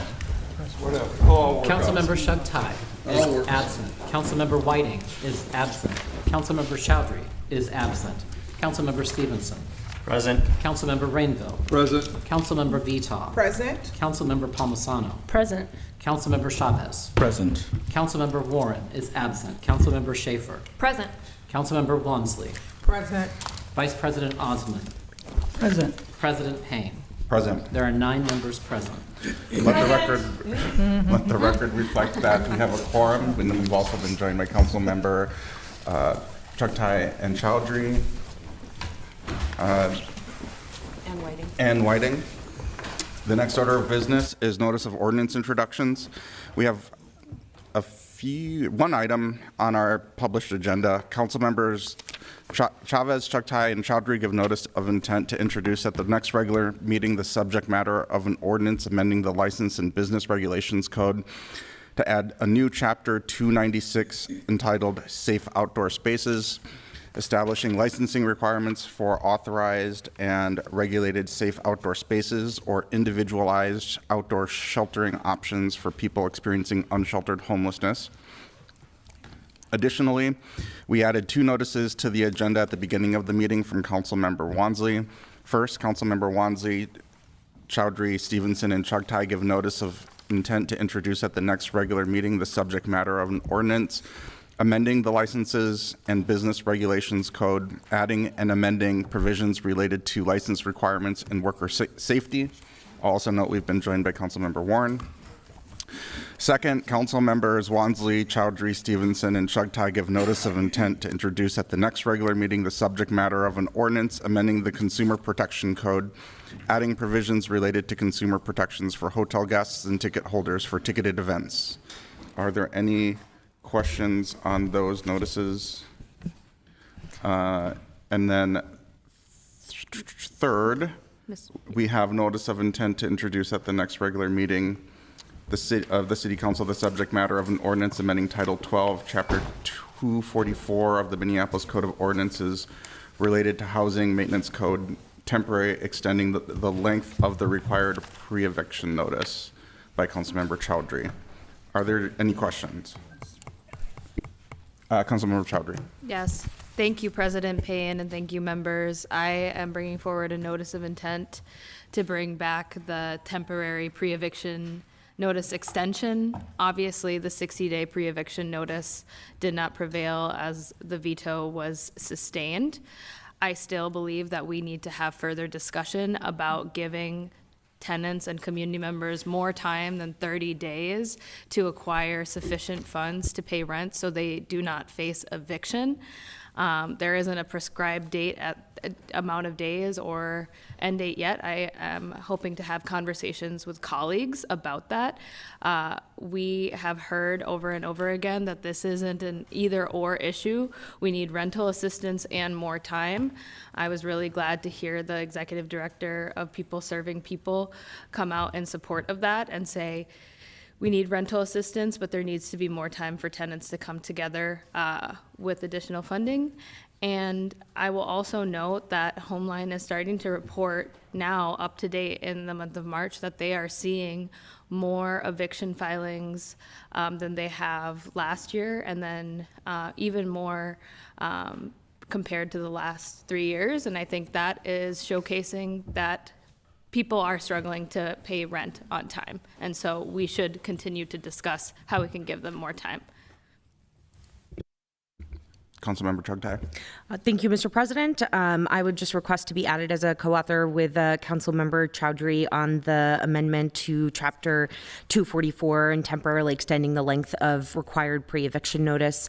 Again, as the council member highlighted, we are going through a period of crisis in our city and a crisis of displacement in our city that is affecting marginalized people who have been targeted by the federal administration through the occupation of Minneapolis, and understanding that we were not successful in implementation or the proper passage of the ordinance extending the length of pre-eviction notice from 30 days to 60 days on a temporary basis, but want to continue having these conversations and see if there's a place where we can find agreement and help keep tenants in their homes. Thank you. Without objection, the clerks will note that. And seeing no one else left in queue, those notices are hereby given and no further action is required at this time. The next order of business is the introduction and referral calendar. We have 8 items on the agenda today. First, council members Chavez, Chugtai, and Chowdhury moved to amend the introduction given at our last council meeting related to adding a new Title 7.5 to codify the city's status as a city that welcomes and protects people of all genders by updating the language to reflect people of all genders and sexual orientations. This updated introduction is being referred to the Public Health, Safety, and Equity Committee. Pursuant to notice, items 2 through 5 are a package from council members Stevenson, Chavez, and me that all introduce the subject matter of adult bathhouses and sex venues, amending 4 different titles within the code, and being referred to the Business, Housing, and Zoning and the Public Health, Safety, and Equity Committee as listed on the agenda. 6, pursuant to notice, council members Chavez, Chowdhury, and Chugtai moved to introduce the subject matter of an ordinance amending the Miscellaneous Offenses Code for first reading and referral to the Public Health, Safety, and Equity Committee to add a new section related to general welfare, law enforcement, concealment of identity. 7th, pursuant to notice, council members Chavez and I moved to introduce the subject matter of an ordinance to amend the Licensing and Business Regulations Code for first reading and referral to the Business, Housing, and Zoning Committee requiring commercial tenant notification prior to initiation of eviction actions for non-payment of rent or other financial obligations. Finally, pursuant to notice, council members Chowdhury, Chugtai, and Chavez moved to introduce the subject matter of an ordinance amending the Health and Sanitation Code for first reading and referral to the Public Health, Safety, and Equity Committee, adding a new chapter 237 establishing provisions of a temporary homeless encampment reporting policy. May I have a motion to approve these introductions? So moved. Second. Is there any discussion? The clerk will call the roll. Councilmember Chugtai. Aye. Councilmember Whiting. Aye. Councilmember Chowdhury. Aye. Councilmember Stevenson. Aye. Councilmember Rainville. Aye. Councilmember Vita. Aye. Councilmember Palmisano. Aye. Councilmember Chavez. Aye. Councilmember Warren. Aye. Councilmember Schaefer. Aye. Councilmember Wansley. Aye. Vice President Osman. Aye. President Payne. Aye. There are 13 ayes. That carries, and those items have been referred to the committees as listed on the agenda. The next order of business is resolutions. We have 2 resolutions. One resolution recognizing Multiple Sclerosis Awareness Month. Do council members have any comments to add? May I have a motion to adopt this resolution? So moved. Second. The clerk will call the roll. Councilmember Chugtai. Aye. Councilmember Whiting. Aye. Councilmember Chowdhury. Aye. Councilmember Stevenson. Aye. Councilmember Rainville. Aye. Councilmember Vita. Aye. Councilmember Palmisano. Aye. Councilmember Chavez. Aye. Councilmember Warren. Aye. Councilmember Schaefer. Aye. Councilmember Wansley. Aye. Vice President Osman. Aye. President Payne. Aye. There are 13 ayes. That carries and the resolution is adopted. And finally, I have the motion to update the Meet Minneapolis board membership. As I described at the top of the meeting, there was a clerical error. The new bylaws were adopted at the end of the year last year that took effect this year, reducing the total number of seats that are appropriated to city council members. So that meant we had to remove 2 council members. Councilmember Whiting, thank you so much for volunteering to step aside. And I did ask of Vita to also play that role. And I worked with Councilmember Rainville to work with the Meet Minneapolis leadership to make sure that as a new seat opens up, there's nothing that in the bylaws that restricts us from reappointing a council member. And so thank you, Councilmember Vita, for being flexible on that. And then to try to also kind of resolve some of the previous issues that came up as we were debating the membership of this, I've volunteered to step aside and appoint Councilmember Wansley to the executive committee. That describes all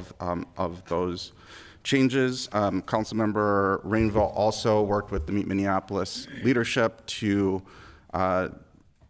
work towards a structure that prioritizes and highlights the importance of our cultural districts and how Meet Minneapolis can better support the cultural districts. And we'll be making sure that as we get that governance model figured out within the board, that we can have that ready by the time that availability happens for Councilmember Vital, so that we can make sure that we keep that focus. So with that, I'll ask for a second. Second.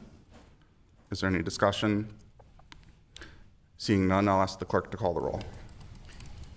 Councilmember Shugtai. Aye. Councilmember Whiting. Aye. Councilmember Chowdhury. Aye. Councilmember Stevenson. Aye. Councilmember Rainville. Aye. Councilmember Vita. Aye. Councilmember Palmisano. Aye. Councilmember Chavez. Aye. Councilmember Warren. Aye. Councilmember Schaefer. Aye. Councilmember Wansley. Aye. Vice President Osman. Aye. President Payne. Aye. There are 13 ayes. That resolution carries and is adopted. Next, we have announcements as we dispense the unfinished business at the beginning of the meeting. Are there any announcements from council members today? Councilmember Warren. Thank you, Council President. I just have something that I'm going to read and share with you all. Colleagues, we live, work, and play in a culturally rich and hardworking and diverse communities. In the past few months, we've come together as community to defend the rights of our friends and neighbors, and that's exactly the kind of work that the United Farm Workers Union has done, not just here in Minneapolis and Minnesota, but across the nation. The United Farm Workers Union was the accumulation of a movement led by Filipino American and Mexican American farm workers. Their work carries on and has been a beacon of union work for the past 60 years. A leader of that group, Cesar Chavez, has been celebrated and honored over the past many decades, but especially since his death in 1993. There are honorary days, schools, and streets named after him, even one here in Minneapolis. And over by the farmers market, a short one-block portion of the road has been named Cesar Chavez Avenue in Ward 5. But today I feel that we need to take action to change that designation.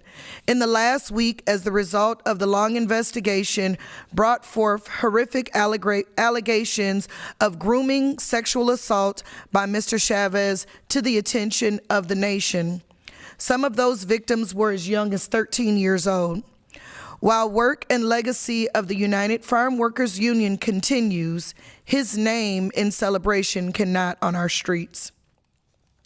So as provided by our city ordinance, I'm announcing that I will be submitting an application to remove Mr. Chavez's name from that block and rename it to North 4th Avenue. I'll be collaborating with our Public Works Department to start the renaming process as dedicated by city code that will ultimately require approval from this body. So I wanted to alert my colleagues in my attention in this matter. We've shown how we stand up for one another.